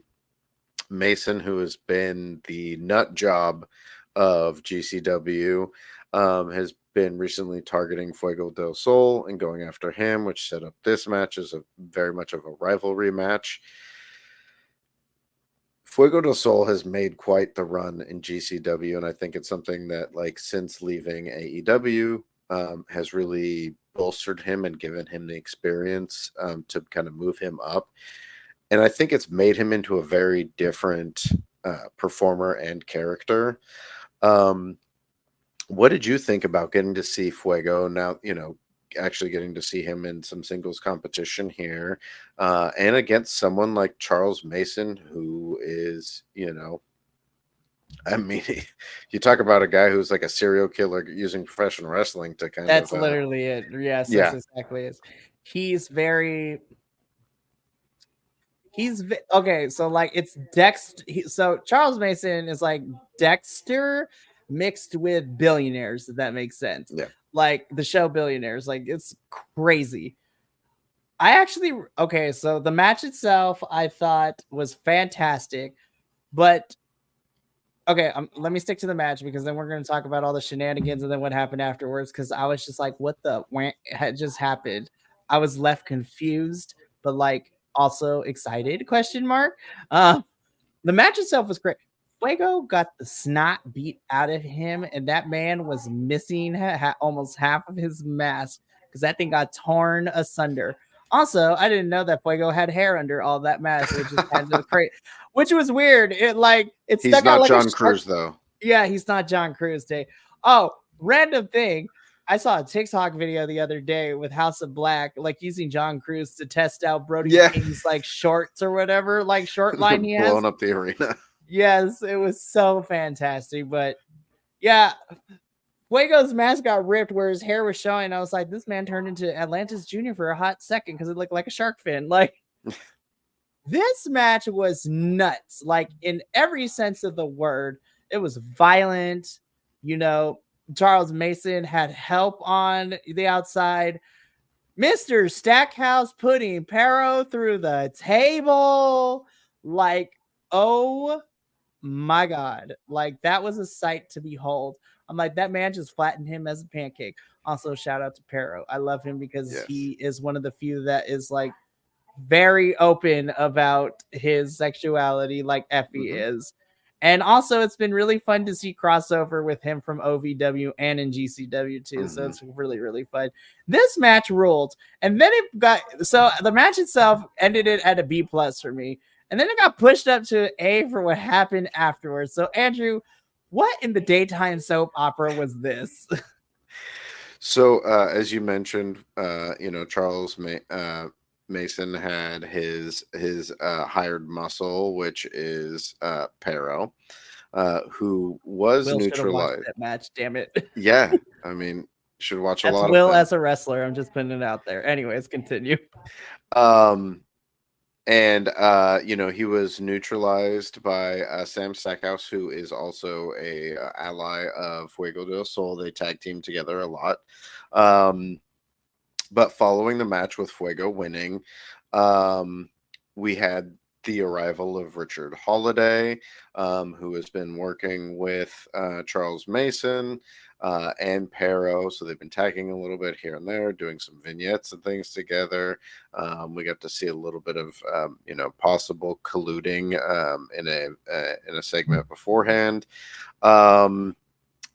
And then we got the surprise turn of Holiday and Pero turning on Charles Mason and essentially hinting at the fact that Charles Mason likes to take people to a special place and unalive them and pulls out a Ziploc bag with a seemingly bloody knife in it and I was, indicate that oh my this is, God. this is This the is weapon that's going professional to get him wrestling. locked up, and This is professional wrestling. has two police officers come down and arrest him and escort him out. I was like, I literally screamed at my computer screen when I watched this. I was like, what the hell is this? But like in a good way. Like I was laughing so hard, Andrew. Like I had to pause because I couldn't see because I had tears in my eyes. I was just like, this is so soap opera. But again, it goes to my through line for all of Homecoming with all three shows. I'm like, wrestling just needs to be campy, stupid fun. And this was campy, stupid fun. I was like, this is like a twisted Lifetime movie, a twisted Hallmark movie ending where the bad guy goes away. The good guys, if you want to call them that, win. Like, they hug it out at the end. I was just like, this is stupid, but I'm here for all the stupidity. This is what I want Crossway to watch. I was just like, you think Large William in AEW is fun? This is even funner. Like, we got to get Crossway to do this too, as Uh, well. We're gonna pull this man in at some point. it goes to what I keep saying. GCW has something for everyone that likes professional wrestling, and they do most everything else in a way that even if you don't think you're going to like it, you end up liking it. Yeah, this match was another good story, a long-term storytelling that they had. Seems like we're going to get some more. I have no idea where they're going to go with this. But I guess we'll see if Charles Mason it gets locked up or not, and if we'll see any more of this, and Fuego del Sol gets the victory. We move on from this to another hardcore match, a matchup between John Wayne Murdoch and Alec Price. Yes, that was a thrown-in match, so we don't have a slide for that one. That's fine. Okay. I was Yeah, just yeah, like, I had to double check. I was like, wait, hold yeah. up. Did I miss something? Okay. No, that we had three unplanned matches, partially due to the change of the main event. But In between this match and the match that you just got a glimpse of, we did have a hardcore match between John Wayne Murdoch and Alec Price. This was Alec's third appearance in less than just about over 24 hours. Oh my god. John Wayne Murdoch only appeared twice, but his previous appearance was in one hell of a death match. Um, this this was Alec's third appearance. So, what'd you feel about this and his culminating, matchup for this event, and getting to see him in, this was the first kind of death match that we actually got to see him in. We got to see him in a multi-person match. We got to see him in a singles match at Up All Night, and then in this we got to see him against the Duke of the Death Match, which is John Wayne Murdoch, who obviously you got to see in night one. How what'd you think about this, and how did it stack up for you in his matches across the night or nights? Oh my god, this match also ruled as well. Like, there are no words. I love this so much. And this match, like, again, Price solidified as a standard for me by the end of this, and I'm just like, I love me a good death match. Like, this was also fantastic as well. I'm a sick little freak. As long as everybody is bleeding, I have a great time. It's the quiet ones you got to work out because I love me some good death matches. But oh my goodness, this again, Alex, third appearance in a row. Murdoch is just also killing Alec out here. Like, this kid, both of them did a fantastic job. I loved everything, and like I said before, Alec is definitely in that conversation to lead this next generation through the years for professional wrestling. Like, my God, this titillated the senses. If we're gonna use that, so yes, it titillated the senses. Well, and something that I appreciated about this match was it was a little more tame than obviously the previous death match that we saw John Wayne Murdoch in. Um, so I enjoyed the fact that we got to see more wrestling from him, which he kind of had to pull out against Alec Price. Just like we got to see more of the hardcore style stuff. Obviously we got to see a pane of glass used and some other items.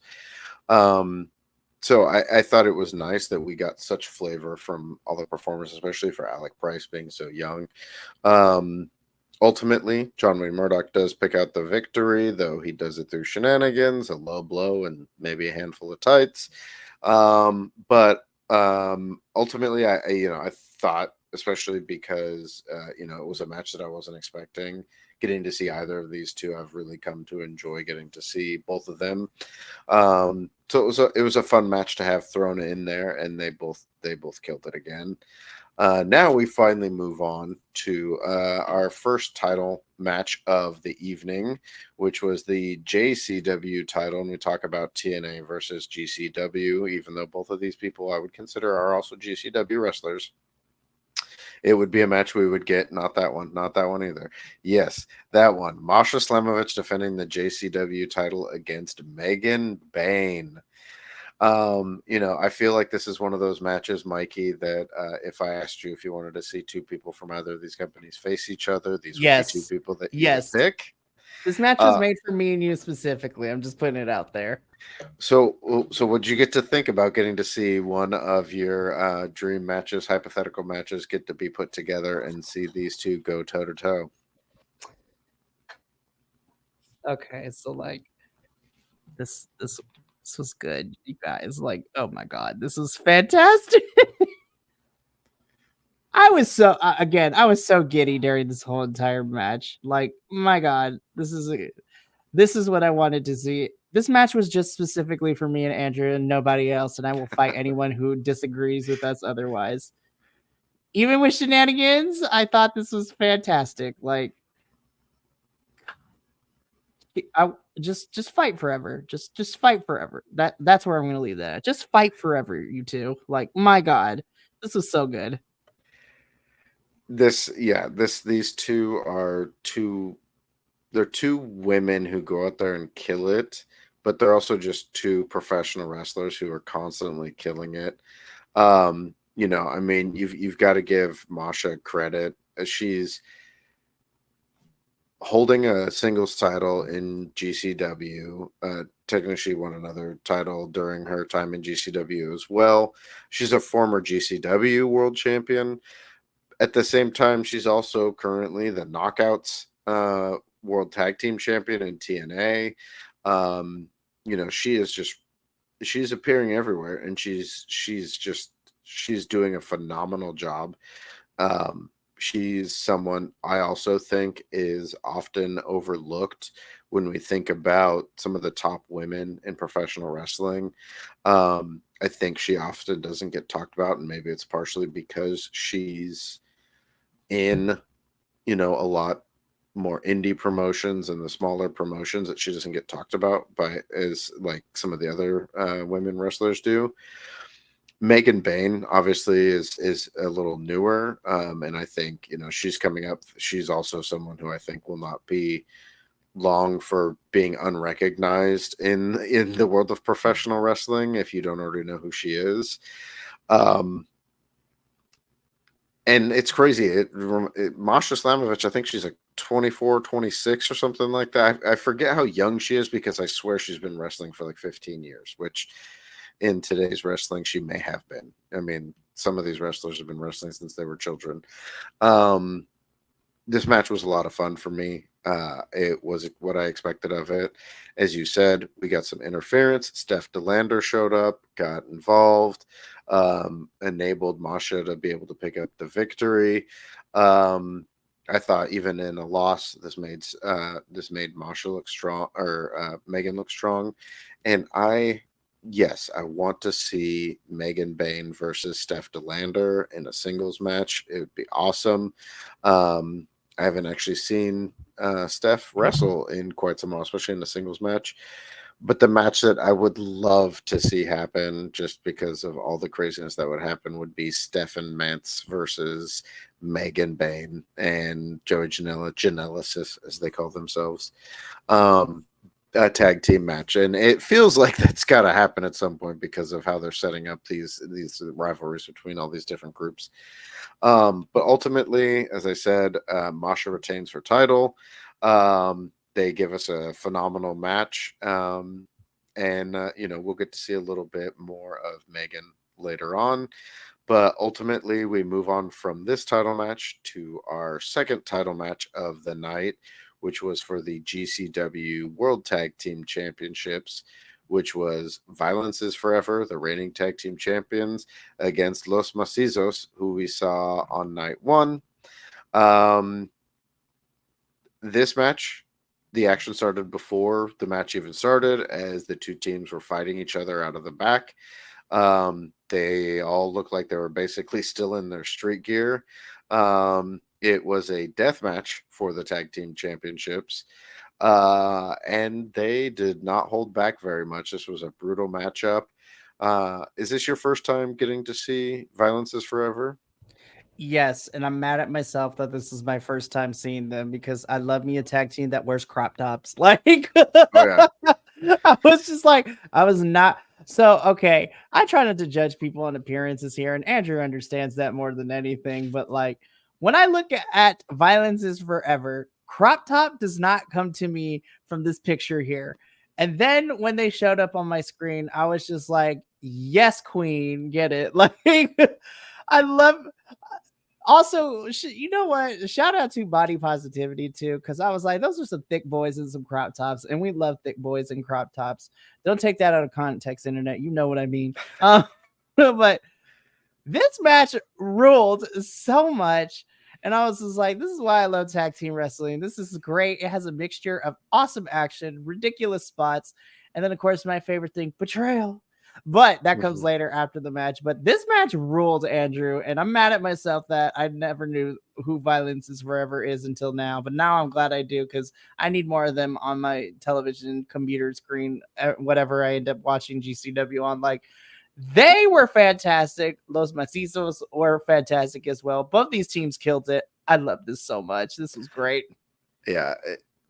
You wouldn't think that a plastic bin could be intimidating, and I was You, not prepared for that. Holy crap, Andrew. I was not prepared for that. if you haven't seen it, you just know what's coming when the way that the crowd reacts to seeing the plastic bins come out. Um, this was a violent match, as it tends to be when Violence is Forever is involved. But as you indicated, yeah, near the end of the match, Synclope decided to turn his back on his opponent. We've been seeing, again, long-term storytelling. We appreciate it. There's been some dissension in Los Macizos, and they've been kind of arguing, fighting each other, having miscommunications. Um, this looked like it was going to be a chance for them to potentially, put that aside and pick up their fifth championship title reign. We saw a bit of the miscommunication in their match in night one when they ran into each other and one of them ended up in the barbed wire table. But ultimately, left to his own against Violence is Forever, Miedo Extremo was put into the finisher, incorporating a light tube, and ultimately, Violence is Forever comes out the victor and retains their tag team titles. Um, I I'm not surprised. I don't think anyone's surprised that this was going to happen with the buildup that we've been getting. Um, and it'll be interesting to see where these two go individually. We've already seen some matches previewed in upcoming GCW cards for singles matches with them, so it'll be interesting to see if we get a showdown between the two former partners. But we move on from this tag match to another tag match, which was a 6-man tag team death match because, one's not enough. You do them two in a row. And this was the American team versus the British team. And so we got I think they were called the British Boys. Is that what they called them? I feel that's But accurate. so we had Big F and Joe. Oh no, sorry, they're listed as the Bad Boy Killer Crew. Uh, Big F and Joe, Drew Parker, and Lou Nixon, taking on Brandon Kirk, Hoodfoot, and Matt Tremont. So Mikey, Matt Tremont often tags with John Wayne Murdoch. You can imagine what those tag matches are like. So we got to see these 6 people in a death match, 3 of which we saw in death matches previously in this weekend. What did you think of this match? And did it surprise you what you watched happen in this matchup, seeing the people that were in this match and hearing that it was going to be a death match? I was already sold with Big F and Joe in here, but then this picture alone, like you had Big F and Joe, and then you had Mr. Kirk on the other side too. This is his third match within the last 2 nights being a part of this, and then a death match, and also being the person to pick up the victory. Immediately, I was sold. This gets an easy A for me. Like there are not enough words to already express something differently than I already said with all the other death matches we saw, but I love that we can have death matches in all forms of singles, tag teams, and now multi-person death matches. Like, fantastic. As you said, Brandon Kirk does once again pick up the victory in the death match.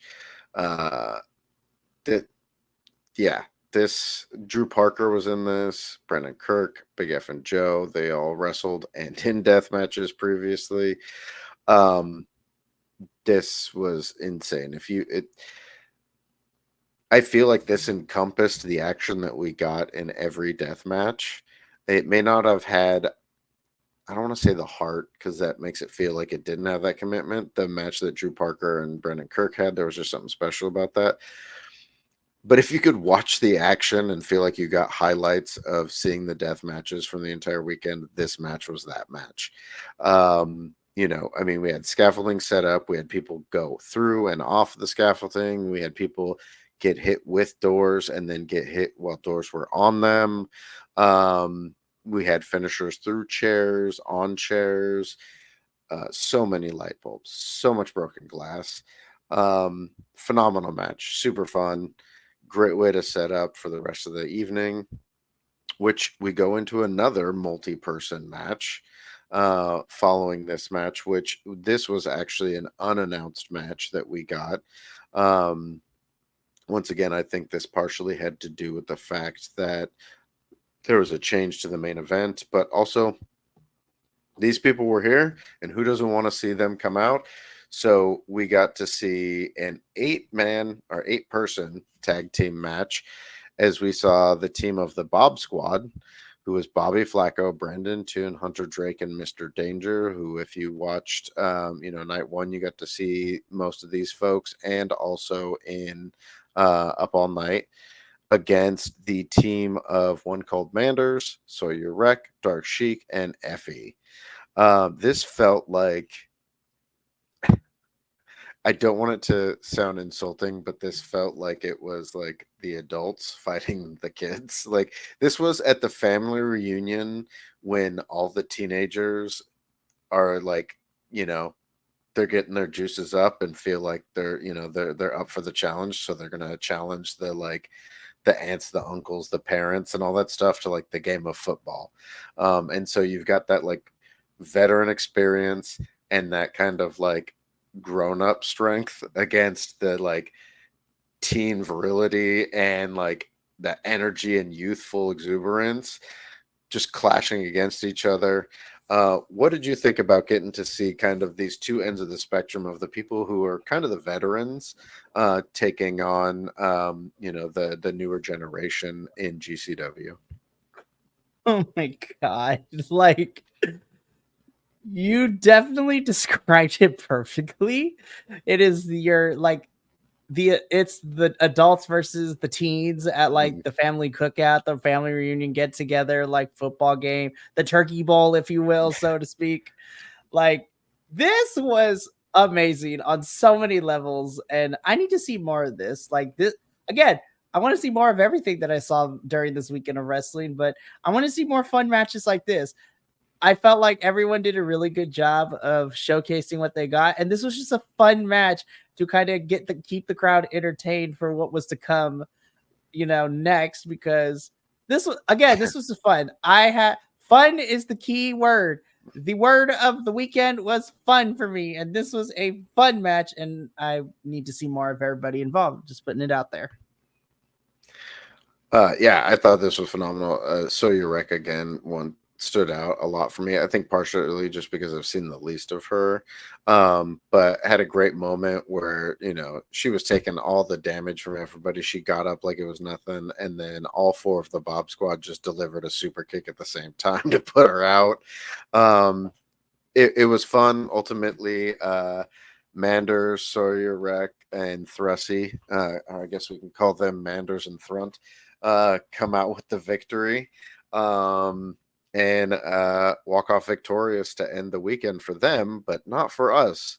As we move on to the tag team main event, which was originally supposed to be Joey Janela, or not Joey Janela, sorry, Matt Hardy and Nick Gage taking on Matt Cardona and Broski Jimmy, which was the lead up from, or the follow up from Matt Cardona basically trying to call an end to the match that Nick Gage and Matt Hardy had previously had. And instead of turning them against each other, he basically turned them against him and formed this tag team.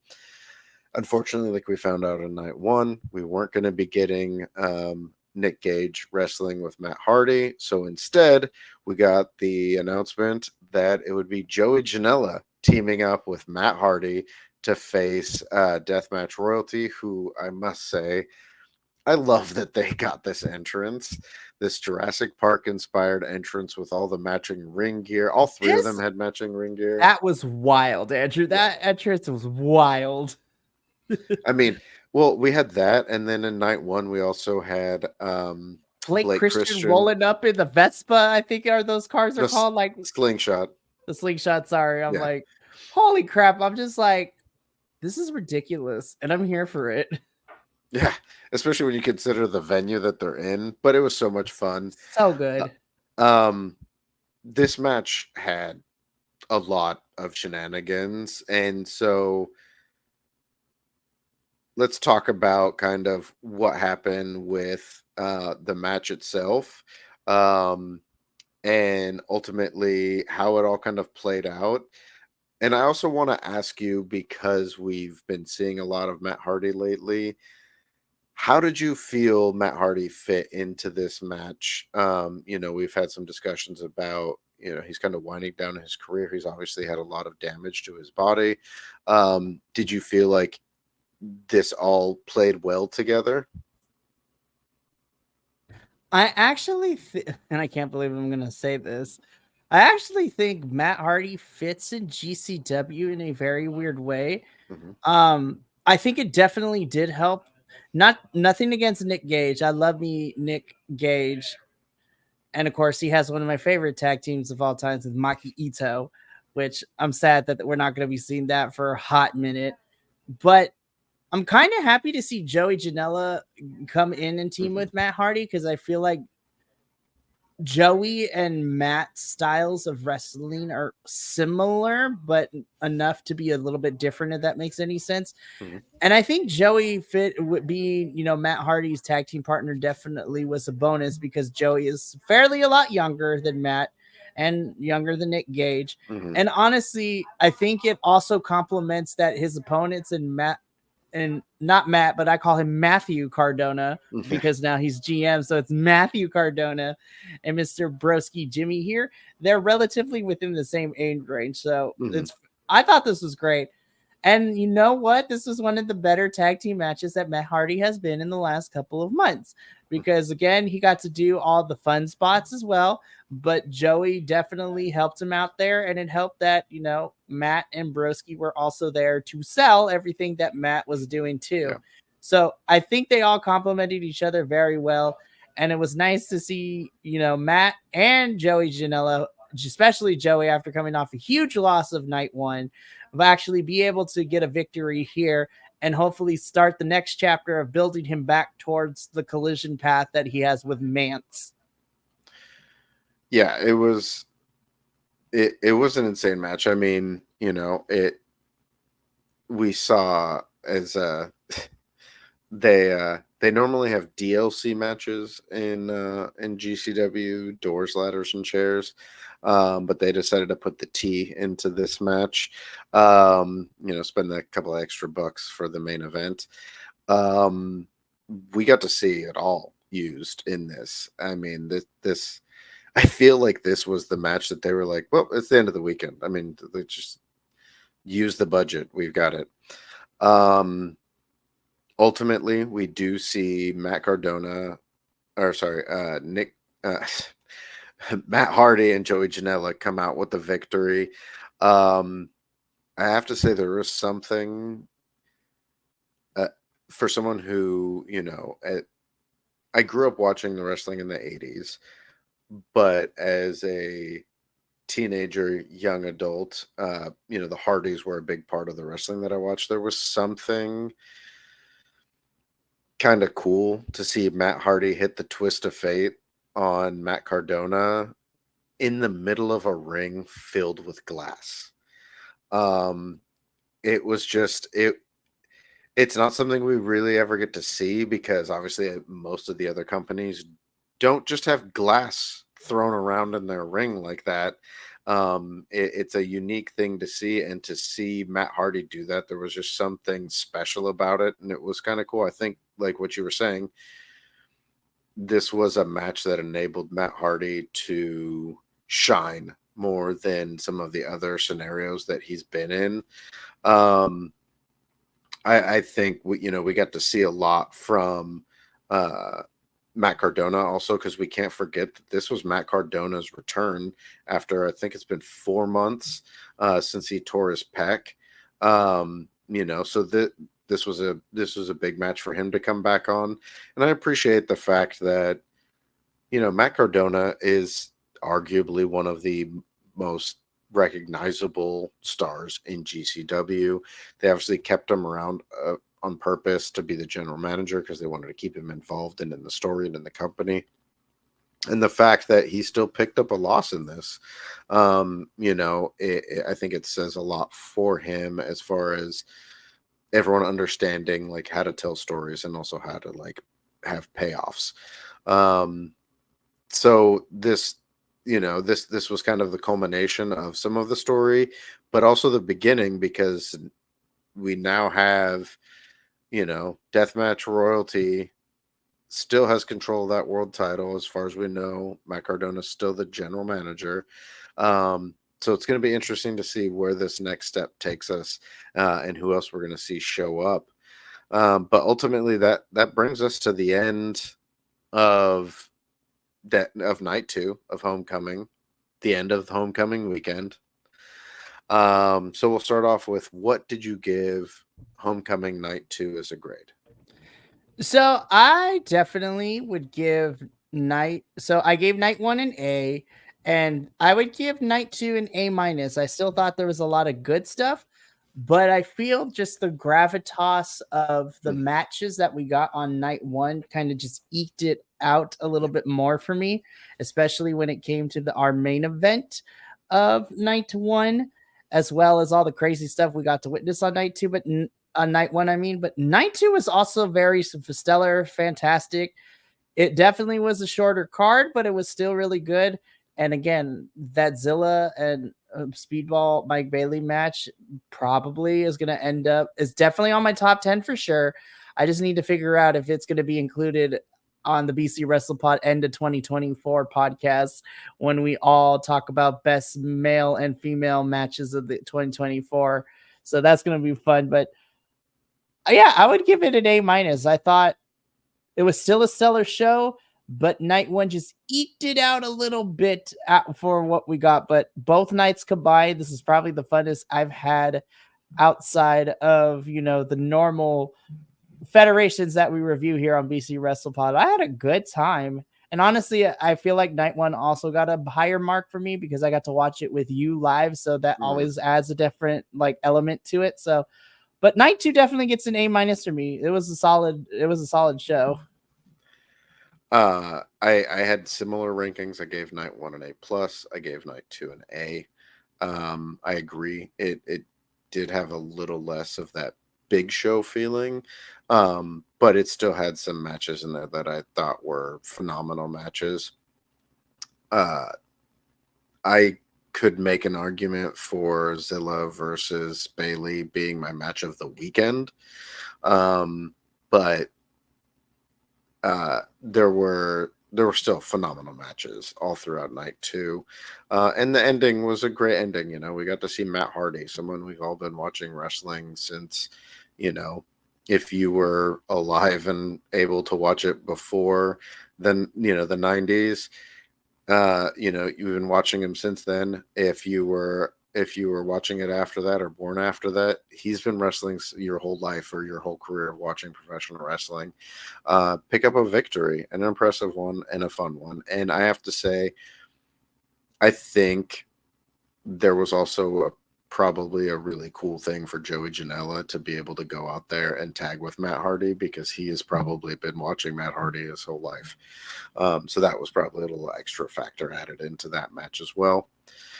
So with that being said, you've graded the 3 shows. What would you give your whole weekend? What's your final grade for the entire the weekend of GCW Homecoming? A minus, absolutely A minus. This is a no brainer, and this is probably the easiest grade I could give any paper that I've given any pay-per-view in 2024. Because again, I just went in blind. Obviously, I am aware of GCW. I am not, completely ignorant when it comes to independent wrestling promotions. But this was easily the easiest pay-per-view, if you even want to call 3 nights a singular pay-per-view, that I could have done so far in 2024. Because again, it has a mix of everything that you could imagine for. It's got death matches, like regular good singles matches, like intergender stuff. We had weird comedy wrestling from the Danhausen and, the Danhausen match we got on night 1. It just had everything that any wrestling fan can imagine and love, and it spoke volumes to me about, it felt nice coming into the situation. And again, I have to give credit to you, Andrew, and I was super happy that you gave me the opportunity to watch all this too. So this easily A minus for the whole entire weekend. Easily one of the funnest weekends I've had so far in 2024. Well, I've got to give you credit too, because, you being willing to open that door for us, including GCW in there, not only did it open that door for you to be able to watch it, but because I was watching it for, our channel and things like that, it gave me that extra dedication to, like, not forcing me to, because I want to watch it anyway, but more of that commitment to watching it. And I don't regret it. And I hope we can get some more of our Bi-Conic family in there to watch it with us too, because like you said, it's fun to watch with other people. And I hope we get to do that. I look forward to the next time we get to do another live watch along, and hopefully we get some more folks to come in and watch it with us, both some of the Bi-Conics, but some of you folks out there to come in and watch it with us too, because if nothing else, whether you're watching us or not, I hope you get from this that you should be watching GCW. I gave this weekend an A minus as well. I think it had phenomenal shows all across the board, especially considering how much wrestling they got in that amount of time. And the fact that, we just got this, and we've got GCW Live Fast, Die Young coming up on the 31st, which is already looks like it's going to be an amazing night of matches. So I'm looking forward to getting to cover that as well. And, with that, we'll wrap it up, and I'll let you, Mikey, tell us what's coming up for Bi-Conics before we take off. Oh, absolutely. So I will go over what comes next. So to end the week out tomorrow, which, yes, I've been on this channel every single day since Sunday, but that is okay. I love what I do here, and I love my little BC WrestlePod family. But to round out the week, tomorrow on Friday, we have our ROH review, which, we have a good time despite ROH not giving us what we want half the time, but it's really fun to hang out with our ROH family. And tomorrow will be a special one because it will be Andrew's last show for a little bit, but he will be back for sure. And then, of course, we round out the week with our TNA review, as we, funny enough, review the Go Home show for TNA this week, leading into Emergence, which is going to be airing when we do the actual live review. So that one's going to be fun. And we're also going to be doing Emergence predictions, which is pretty easy because it's only a 5-match card on the main card and 2 matches on the pre-show. So I'm not expecting anything too crazy to happen. But then, of course, next week is just as jam-packed. We have our WWE review show and the Emergence review on Sunday, not at the same time because that'd be wild. We also have our regular shows. Have our AEW show on Tuesday next week, CMLL on Wednesday, Friday with ROH and TNA. But then next Saturday is going to be special because you can catch a special AEW All Out watch-along, where hopefully the AEW boys, not just me, will be watching All Out. And we already got 4 matches set up for that, thanks to the internet. We have Pac versus Will Ospreay, Willow Nightingale versus Chris Statlander, Swerve Strickland and Hangman Page in the cage, and MJF versus Daniel Garcia, as well as some other matches that are probably going to be popping up over the next couple days, which has me super excited. And before I do my usual signing off, I would like to give flowers to Andrew because, again, as I mentioned during the review, he is our GCW lead and he has been putting in the work. And I already cried off screen, so I'm not going to cry on here, but I am definitely he's still going to do the GCW work while he is on his little hiatus. But Andrew, I would just want to let you know that your work never goes unnoticed, especially for me. And it's been a pleasure to have you for as long as you have. And I'm more excited and I look forward to when you are able to come back, especially in October when we do Bound for Glory. Like, you have no choice. You better come back for that. My goal is to try and at least be here for the big shows. So I don't For think sure. I can say on that.